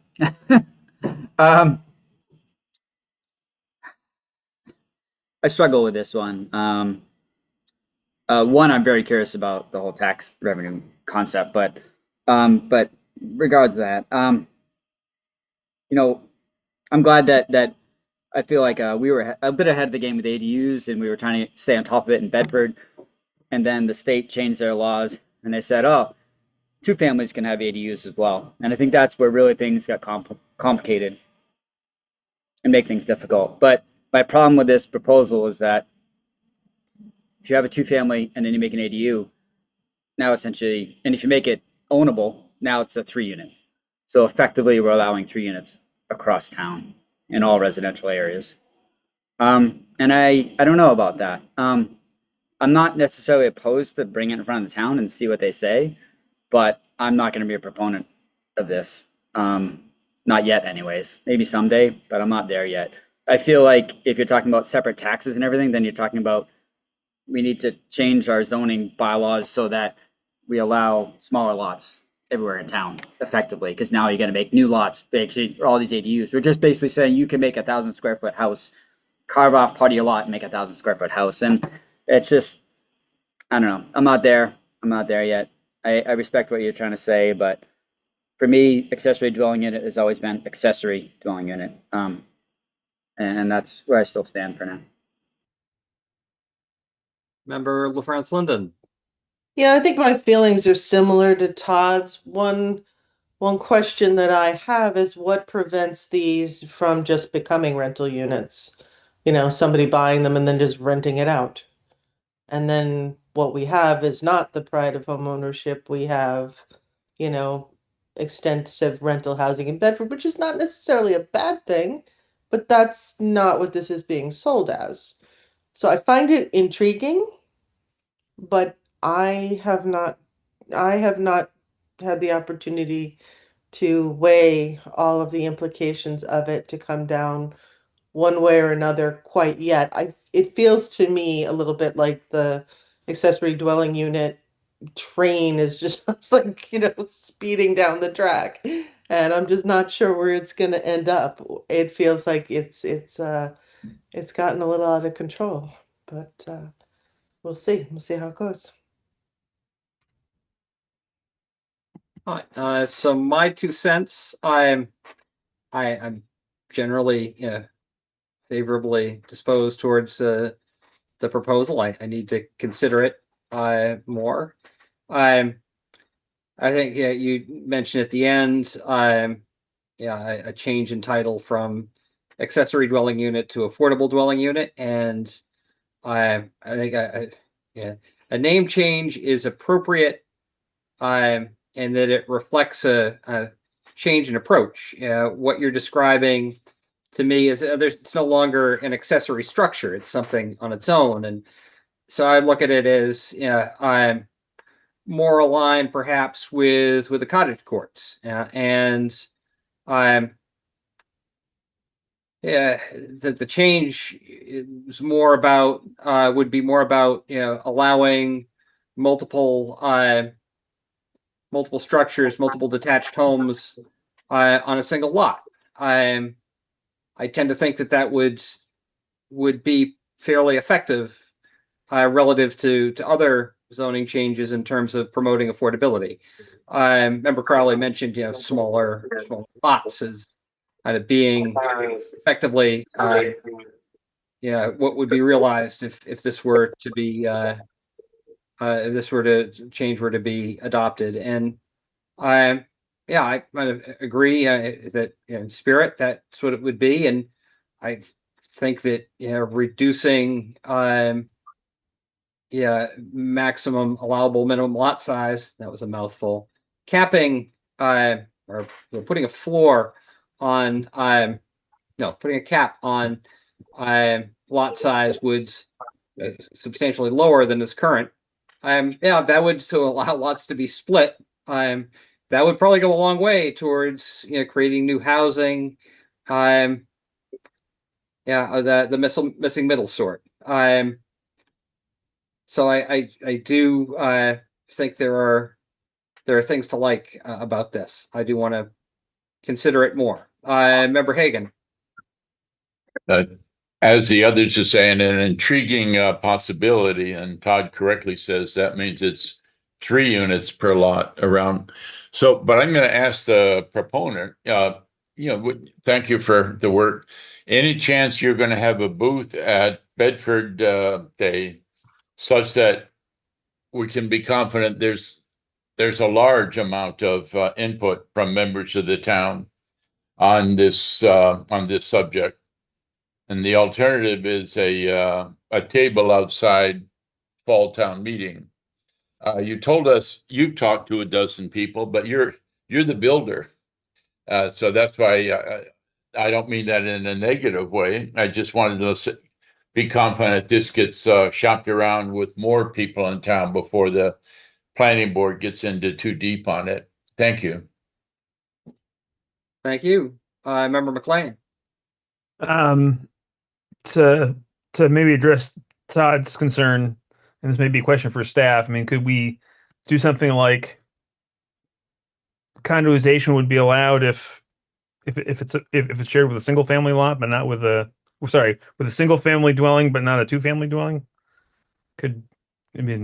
Is that way to split the baby? And as for making lots smaller, especially if duplexes are allowed by right everywhere in Massachusetts, at some point we're gonna have the problem where we have 6,000 square foot lots and with 3 units on them, which maybe is what we want or maybe not. But it did occur to me when thinking through all these things that because in general I think lots should be smaller as well, but Yeah, I just interject to say there are setbacks to consider. Sure. And then there are infrastructural limitations. Yeah. There's only so much density that that our water and sewer and electrical could support. So I'll put it back to the presenters. Any follow-up comments, or would you just like us to digest what you presented here? And I will take input from the audience after you have a chance to comment. Yeah, so I really appreciate you guys all the questions on them, and that they're all questions too that we keep going back and forth on ourselves. As far as to touch on the 2-family and the single family, even though there's no more ZBA or zoning constraints on there, with the 2 families, if it's an undersized lot, you still have to go by the total floor area ratio. So if it's a 30,000 square foot lot, you would still only be able to have 4,500 square feet between the 2 units and then the ADU. So it would definitely, on the smaller size lots, it would definitely stop 2 families from being developed on those. But you could still do a single family as big as you would want and then do an ADU on that lot too. So I mean, it's definitely different. And with the Jesus, I wrote everything down and now I can't read my own handwriting. I apologize. For the to Mr. Hagan's question about Bedford Day, I'm a builder. This is Derek, and a realtor in town as well. I'd be more than happy to go into Bedford Day and discussing with local residents kind of what they think. And then another response to another question, with a worry of these becoming a lot of rentals. These units still are very expensive to build. We're pricing out these detached ADUs upwards of $400,000 to $500,000. These units aren't $150,000 to $200,000 as a detached unit. You're still building an entire home with all the same steps of building an entire home, but they're limited to 900 to 1,000 square feet, and there's still 1-bed, 2-bed units. So I don't think it would command the rental to make that work. I don't think it would get the rental you would want at spending $400,000 to $500,000 to build these units. Is kind of my thought on the rental, and it really would give another option for attainable home ownership in town at the 600 to 700 price point. And this is what I was thinking of. I apologize, and not to shove the ADUs down you guys' throats or anything like that, but we have 2 ADUs that we've done on Wilson Road and Page Road, and both of my children my son Derek and my daughter Brenna. They're both professionals. They both have great jobs. And they wanted to, we wanted them actually to stay in Bedford. We weren't looking for them to move to New Hampshire or, to move further away to, an unaffordable town. And both of these guys have paid for the construction of the ADUs. And if you ask me or my wife, we didn't plan on letting this happen. The ADU thing was brand new, and we gave it a shot. It was a way for us, being a little selfish, to keep our kids in town and let them have a little sweat equity in building the property and project out. So I mean, that's just my background on this. Do I think that some people are going to be able to make money off these? Yes. I just thought it was an opportunity for a couple young professionals that can get some equity in a house, and then hopefully sell this house eventually if this was able to be condoed and sold, and they could have the money and equity to buy their forever home and stay established in Bedford. I think it's really something that would help the town and help promote it. Thank you. Thank you. Thank you. Take comments from the audience. Mr. Howard, then Mr. Neal. Nicholas Howard, 7 Daniels Drive. I would say let's just call this what it really is, and it's a way of codifying ADUs as subdivisions, all but in name, without the benefit of side setbacks and frontage requirements. If what Bedford really wants is more of these housing, then there should be a new subdivision plan created that allows for dividing some of these larger lots in ways that make sense with a better plan than something that's building a Band-Aid on top of a Band-Aid of what the ADU laws are trying to create. Thank you, Mr. Howard. Can you guys hear me? Yes. Substantially the same point as Nick. I mean, if the point is to make more affordable housing, starter housing you can put a family in, you can't start a family in 900 square feet. And why do that through a squirrely ADU angle? If we're really talking about trying to pack condos in a small space, why not go all in and just argue to change the setbacks? And why put a 2-family home in an ADU? Why not advocate to be able to put like 3 or 4 condo units in the same amount of space if that's really the objective? If it is, do that. So I think, anyway, that's all. Thanks. I'm just going to add that my wife and I, my parents and my grandparents all started our families in homes under 1,000 square feet. So it can be done. All right. So thank you to the gardeners. And looking at the time, I want to move forward with items on the business session. Can I make one quick point? I apologize, Mr. Gittens. Please. In terms of the one interesting conundrum with this is it is hard to get builders to make something small, and to get them to build 1,000 square feet or less is very tough. And we understand there's all complexity. So even if we allow like 4 units per acre or whatever, because we just did this with the MBTA housing, and what are we seeing? Because we allow 15 units per acre, but what are we seeing?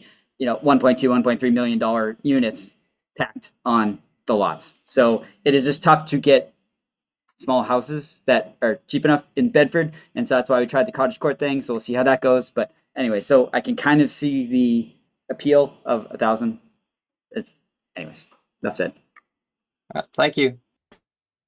Thank you again to the gardeners and to input from members of the audience. So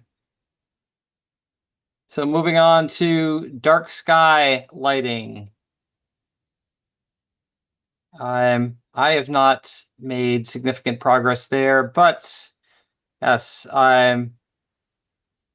Katie Durham in the audience. I understand.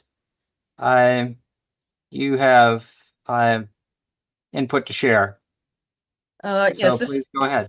Hi, this is my first town Zoom meeting, so I'm hoping you can hear me. I don't know if you can see me. We can hear you fine. We cannot see you. I don't think we'd be able to, well, we might be Okay, able well- to, we can hear you fine. Okay. So Katie Durham, 43 Brixby Road. I'm a 35-year resident of Bedford. My interest in this bylaw initiative is twofold. First, the intense light trespass into my bedroom windows every night, all night. And secondly, night light pollution impacts on wildlife.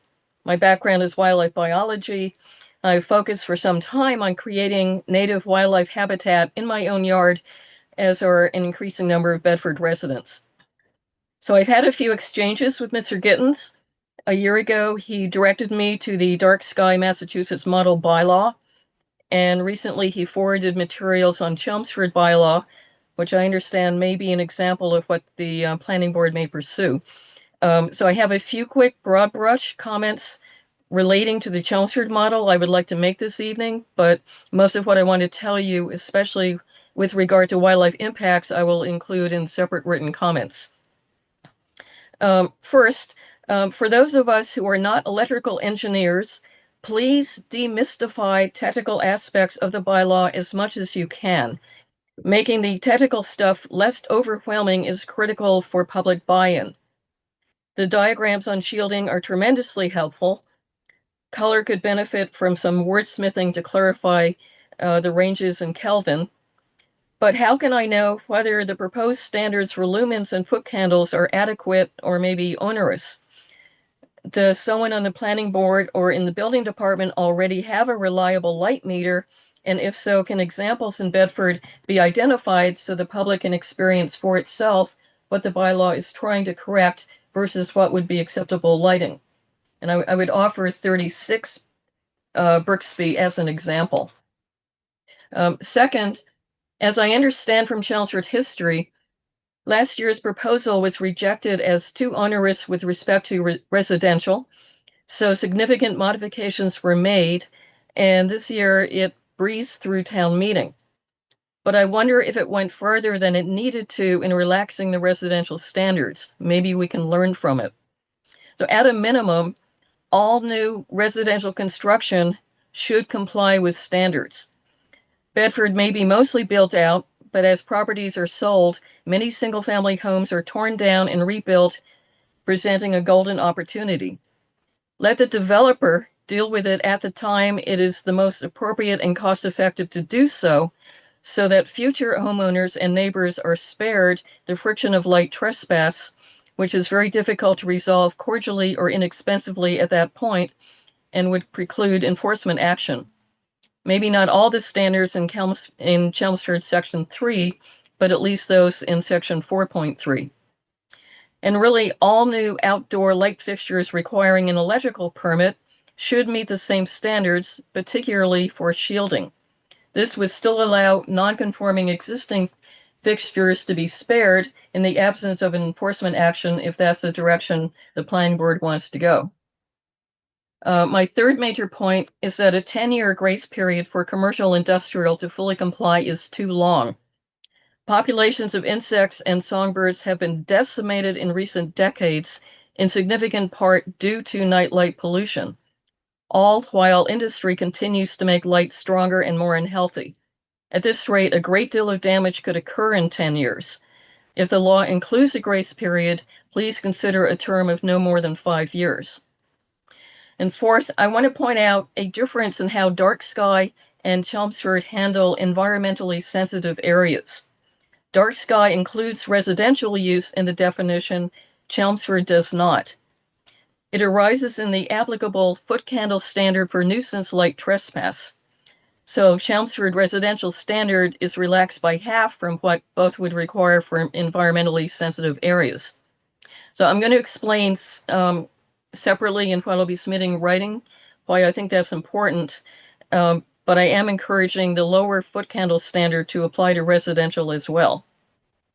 My final comment is shielding can't be emphasized enough.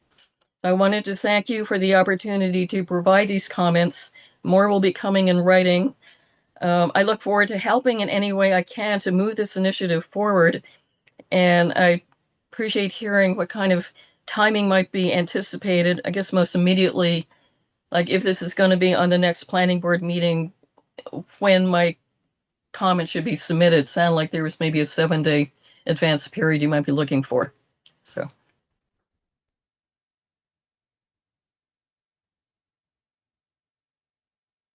So I muted myself there. Thank you very much for your comments. I really appreciate those.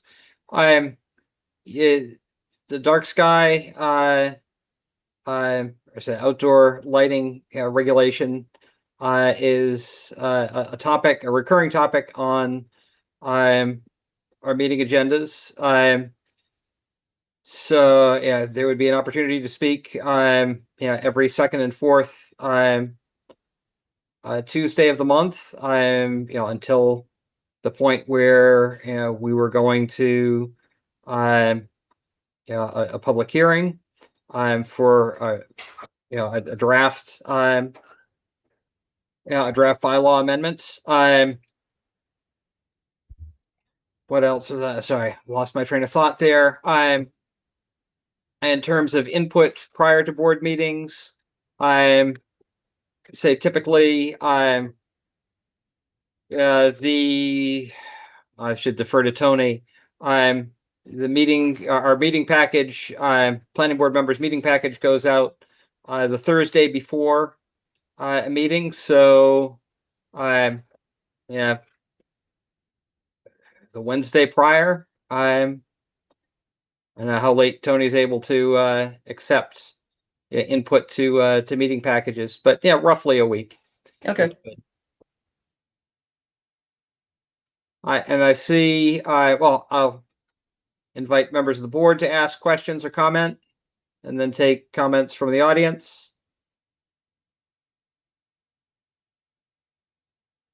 Seeing none from the board, Mr. Neal, you had your hand up, and then Mr. Howard. Sorry, I forgot to raise it, but I think this sounds cool. That's it. Thank you. Mr. Howard. Nicholas Howard, 7 Daniels Drive. I just wanted to share that while I'm generally supportive of this, I largely see it as a good opportunity for introducing some tree protections alongside it, where trees naturally contribute to a lot of dark sky preservation. And so perhaps there can be some opportunities to protect trees in the process, or in some cases in lieu of. I will relax some protections in lieu in exchange for keeping some trees, because they provide much of the same purpose. Thank you, Mr. Howard. Ms. Durham, any parting comments? Look forward to speaking more.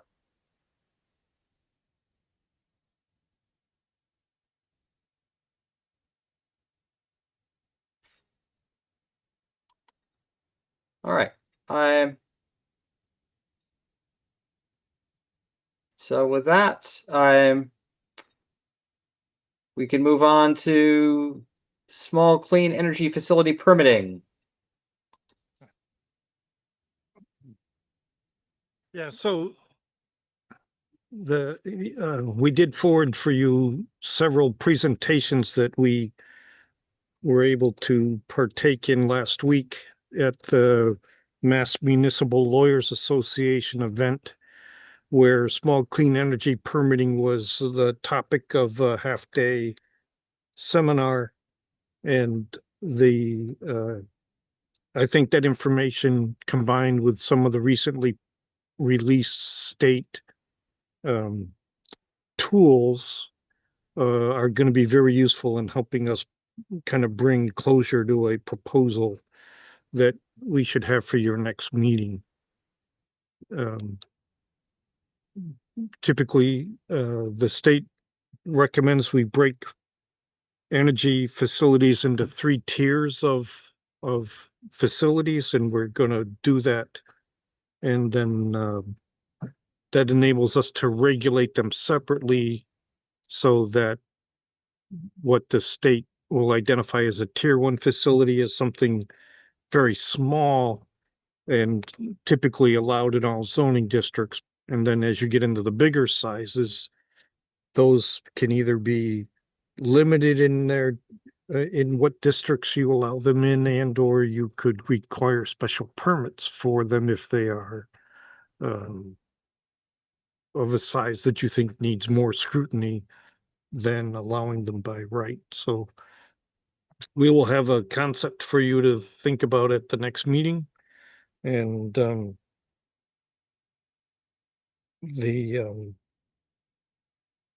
plus, as I noted, we have Newtown Council, and one of the presenters at this event works for Newtown Council, and they look forward to helping us get something together in time for fall town meeting.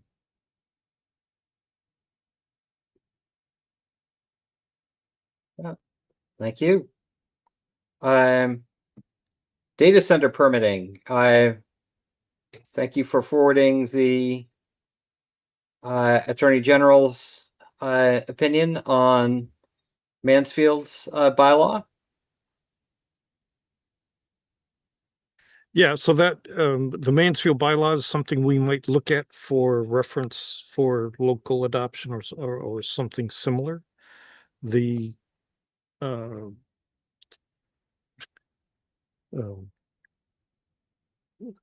these are users of fairly high amounts of energy, and it's funny that we're on the one hand talking about energy production facilities at the same time as facilities that can consume all that production. So we are needing to again, I think about regulating more specifically how data centers might be permitted locally rather than currently you could interpret that they're within the broad brush of information technology in the bylaw, and we want to pull them out because they do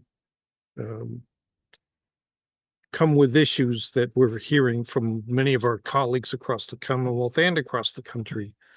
And so we're seeing several ideas on how to regulate these uses in a manner that minimizes the impact of building new power facilities that are for which the costs are otherwise spread to all the users in the community. And we want to make sure that we don't have those impacts on the residents, that if there's going to be an impact from, power distribution to the facility, that they're paying for it themselves, or they're putting something on the property that generates it on site. So, and then there's other issues, related to noise, emergency generators, and what's the source of fuel for the emergency generators. And then there's questions about emissions from these facilities. So we want to make sure we have all the environmental impacts addressed. And so we hope to have something ready for fall town meeting on that topic as well. Very good. Thank you. Member McLean. I did like how they segmented it by total power use of the data center. I thought that was a good model. Yeah. So to tip my hand, I'm agreeable to tier 1, but I would strongly oppose tier 2 or tier 3 being allowed in town. Okay. And for the benefit of the audience, tier 1 is less than 2 megawatts. Tier 2 is 2 to 10 megawatts, and then tier 3 is greater than 10.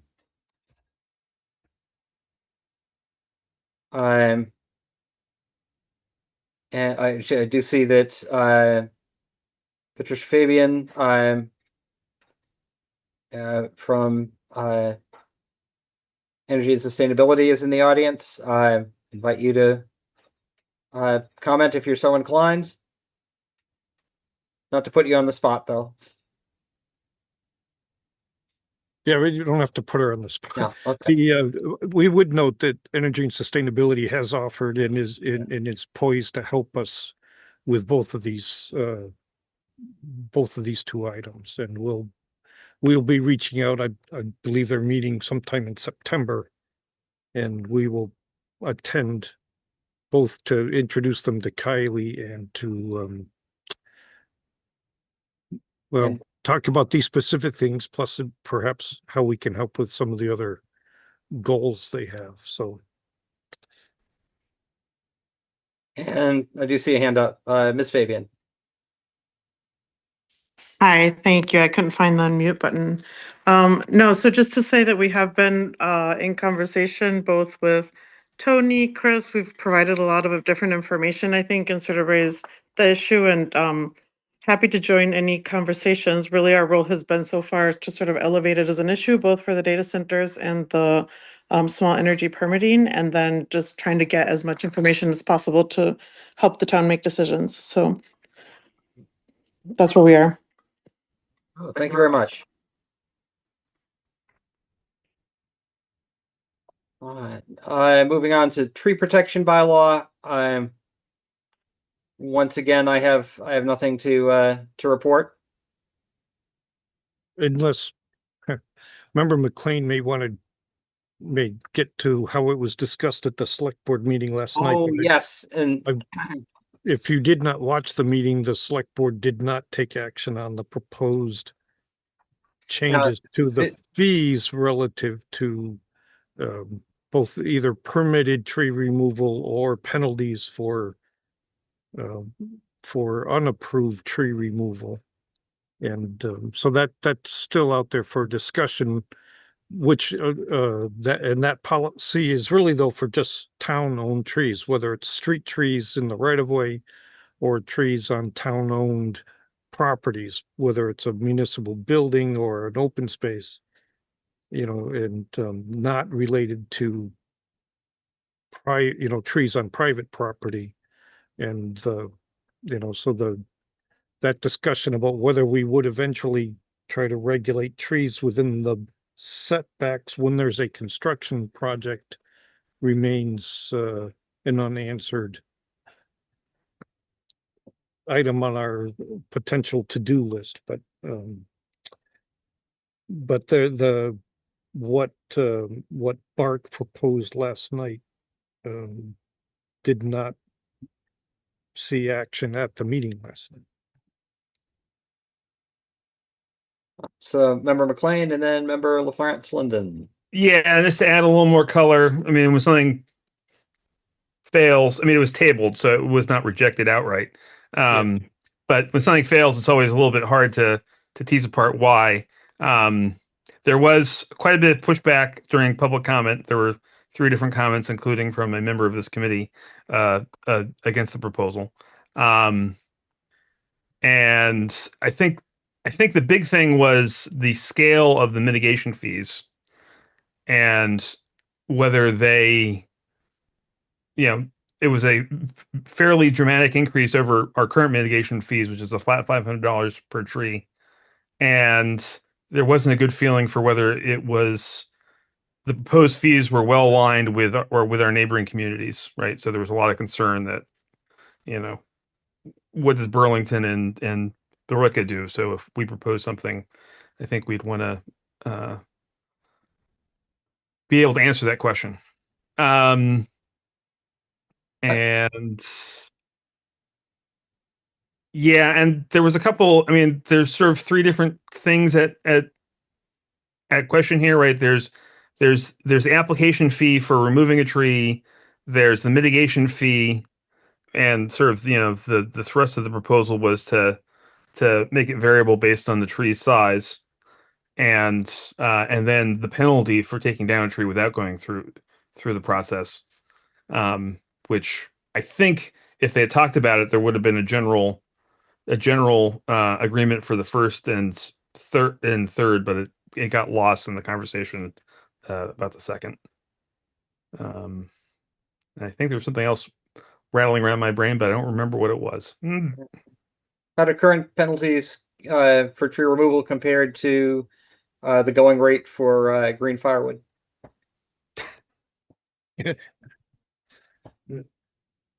Anyway, I mean, so it should be noted that the current rate for removing a tree is less than the cost of planting a new tree.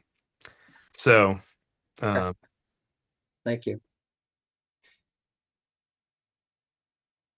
Member LaFrance Linden, sorry. No, that it's getting late. Yeah, some of the questions that occur to me as I read through these things is I don't think I've ever seen data on how many trees are we talking? Like in the last 5-10 years, how many trees have been through the policy that we have? How much money has been collected from the policy that we have? What has been done with the money from the policy we have? And has the policy we have been effective? What has been its impact? And kind of on the flip side of that, what I would like to see is the corresponding projections for the new policy. Do we think, how many trees do we think we're talking? What do we think the financial, results are going to be? What do we think, what changes are we hoping for or expecting? And how are we going to measure whether the policy is successful or not? And part of it is that while, I think it's great that Bedford, is so green and so lush and whatnot, and they see it as a valuable thing. What kind of percentage of the trees are we talking? That's kind of what I would like to know. Thank you, Mr. Hagan. Don, well said. You have just captured why the select board tabled this. All your questions were not answered. None of your questions were actually answered. And that's why this got tabled. Thank you.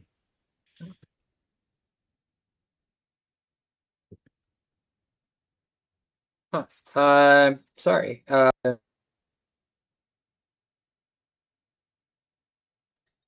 Sorry, I muted myself. Member LaFrance Linden, did you have further comments, or your hand's still up? No worries. Okay. All right. So with that, 340 Great Road. I have nothing to report there. Yeah, I have no update either. Okay. So with that, reports from liaisons to boards and committees.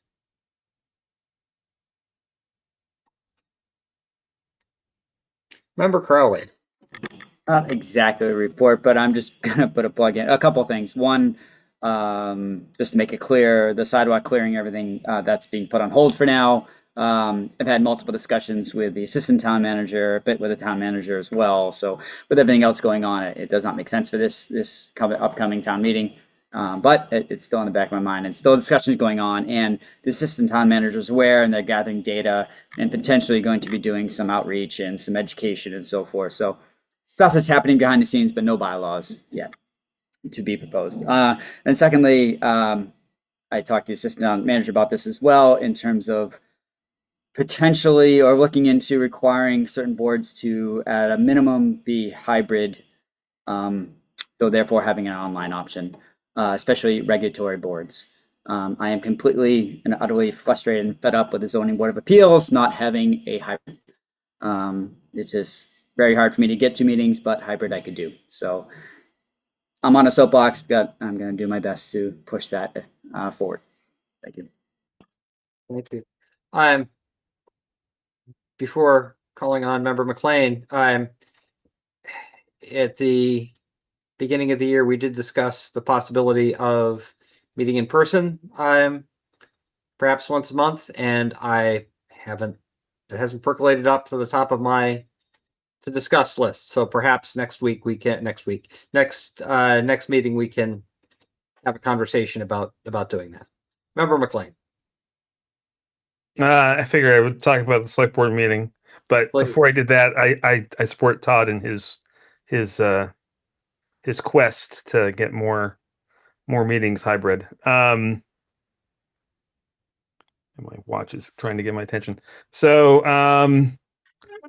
speaking of in-person meetings, they did approve the contract for the town hall stair replacement. Work isn't going to start on that until after Bedford Day, and they expect that memory serves to last about 12 weeks.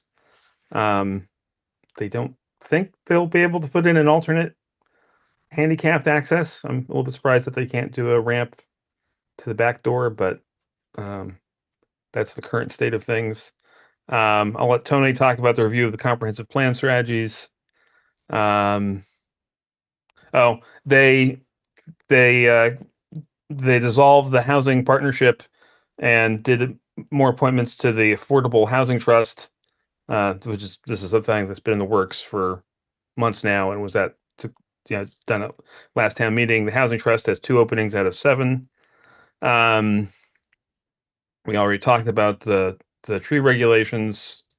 They accepted the 277 Great Road Trail easement, which was part of our conditions of approval. There was a discussion that I don't completely understand around the traffic calming policy and about the changes proposed for Hemlock Lane.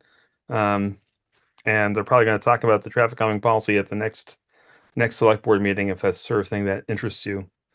And they did not talk about rejiggering the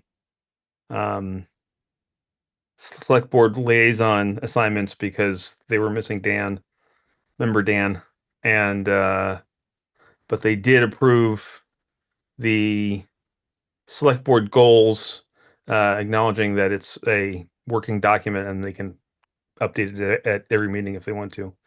They're going to talk about leaf blowers at the next meeting. We're going to talk about the traffic calming policy at the last meeting, and solar roof work is starting at one of the schools soon, and probably the fire station next year. The fire station is on schedule. Thank you. Member Crowley. Sorry, I know it's a little different. I just meant to add, I don't know if I can make the next meeting. I'll be in New York City. Thank you. All right. Before we move on to staff reports, I do see a hand in the audience, and so Mr. Howard, if you care to speak, but given the hour, please try to keep it brief. I'll be very quick. Nicholas Howard, 7 Daniels Drive. Just wanted to, since it's kind of more of a general public, but it's related to this overall subject, there has been a fair amount of public consternation about some of the trimming that has been going along the roadways, particularly people not necessarily being particularly aware of what is theirs and what is not. And it might be an opportunity for the planning board to kind of raise awareness of where people's properties lines are and what right of ways exist and what the town is allowed to do without them going and complaining on Facebook without really having a good source of information on, yes, that's allowed. Thank you. Yeah, I will opine that I don't think it's really a planning board issue, but it is in general a town government and good relations with the public issue. So yeah, there's something, there are things to be done there to make things go more smoothly. Absolutely believe that to be the case. All right, so finally, staff updates. And so just as Member McLean noted, we did give a quick overview to the select board last night of the comprehensive plan status and asked them to individually review the 65 strategies that have come out of this plan and forward their comments through their staff back to us. And similarly need to get a few more committees scheduled where I still have to make, or myself or members of the committee need to address, get on like the Board of Health agenda, the ZBA, Conservation, Recreation Commission. So those things are happening. We will, our advisory committee meets, I believe, a week from Thursday, where we will continue to identify where we're headed with an implementation matrix and the overall land use plan, which is a map. And then we will have a public survey added to the project website as part of the run-up to Bedford Day, so that we'll be soliciting kind of the final public engagement piece over the next 3 to 4 weeks after this committee meeting next week. And then once we get past Bedford Day, we'll right around that time close the survey. The committee will address what comments it wants to recommend be incorporated in the plan. And then we'll work on getting those comments into the draft plan, which we will be back to the full board in October for your final reviews and acceptance of the plan. And then, assuming there will be time at the fall town meeting, we would like to make a presentation to special town meeting in November to kind of say, here's the plan. And whether we simply say, here's the plan, or whether we ask the body to accept the plan is something we'll have to discuss as we get closer to the end. But under the statute, only the planning board has to adopt the plan. So, and to be honest, you can do it even without, technically you could do it even without talking to the public, but obviously we would not recommend that.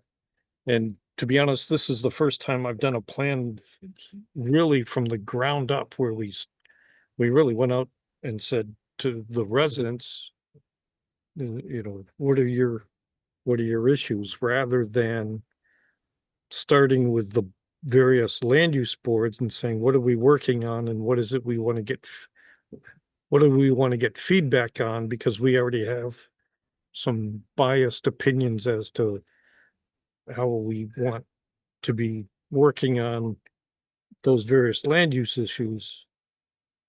But in this case, we started with the residents, and now we're telling the boards what the residents have offered for comment. So it's been really interesting to do it from the ground up. Just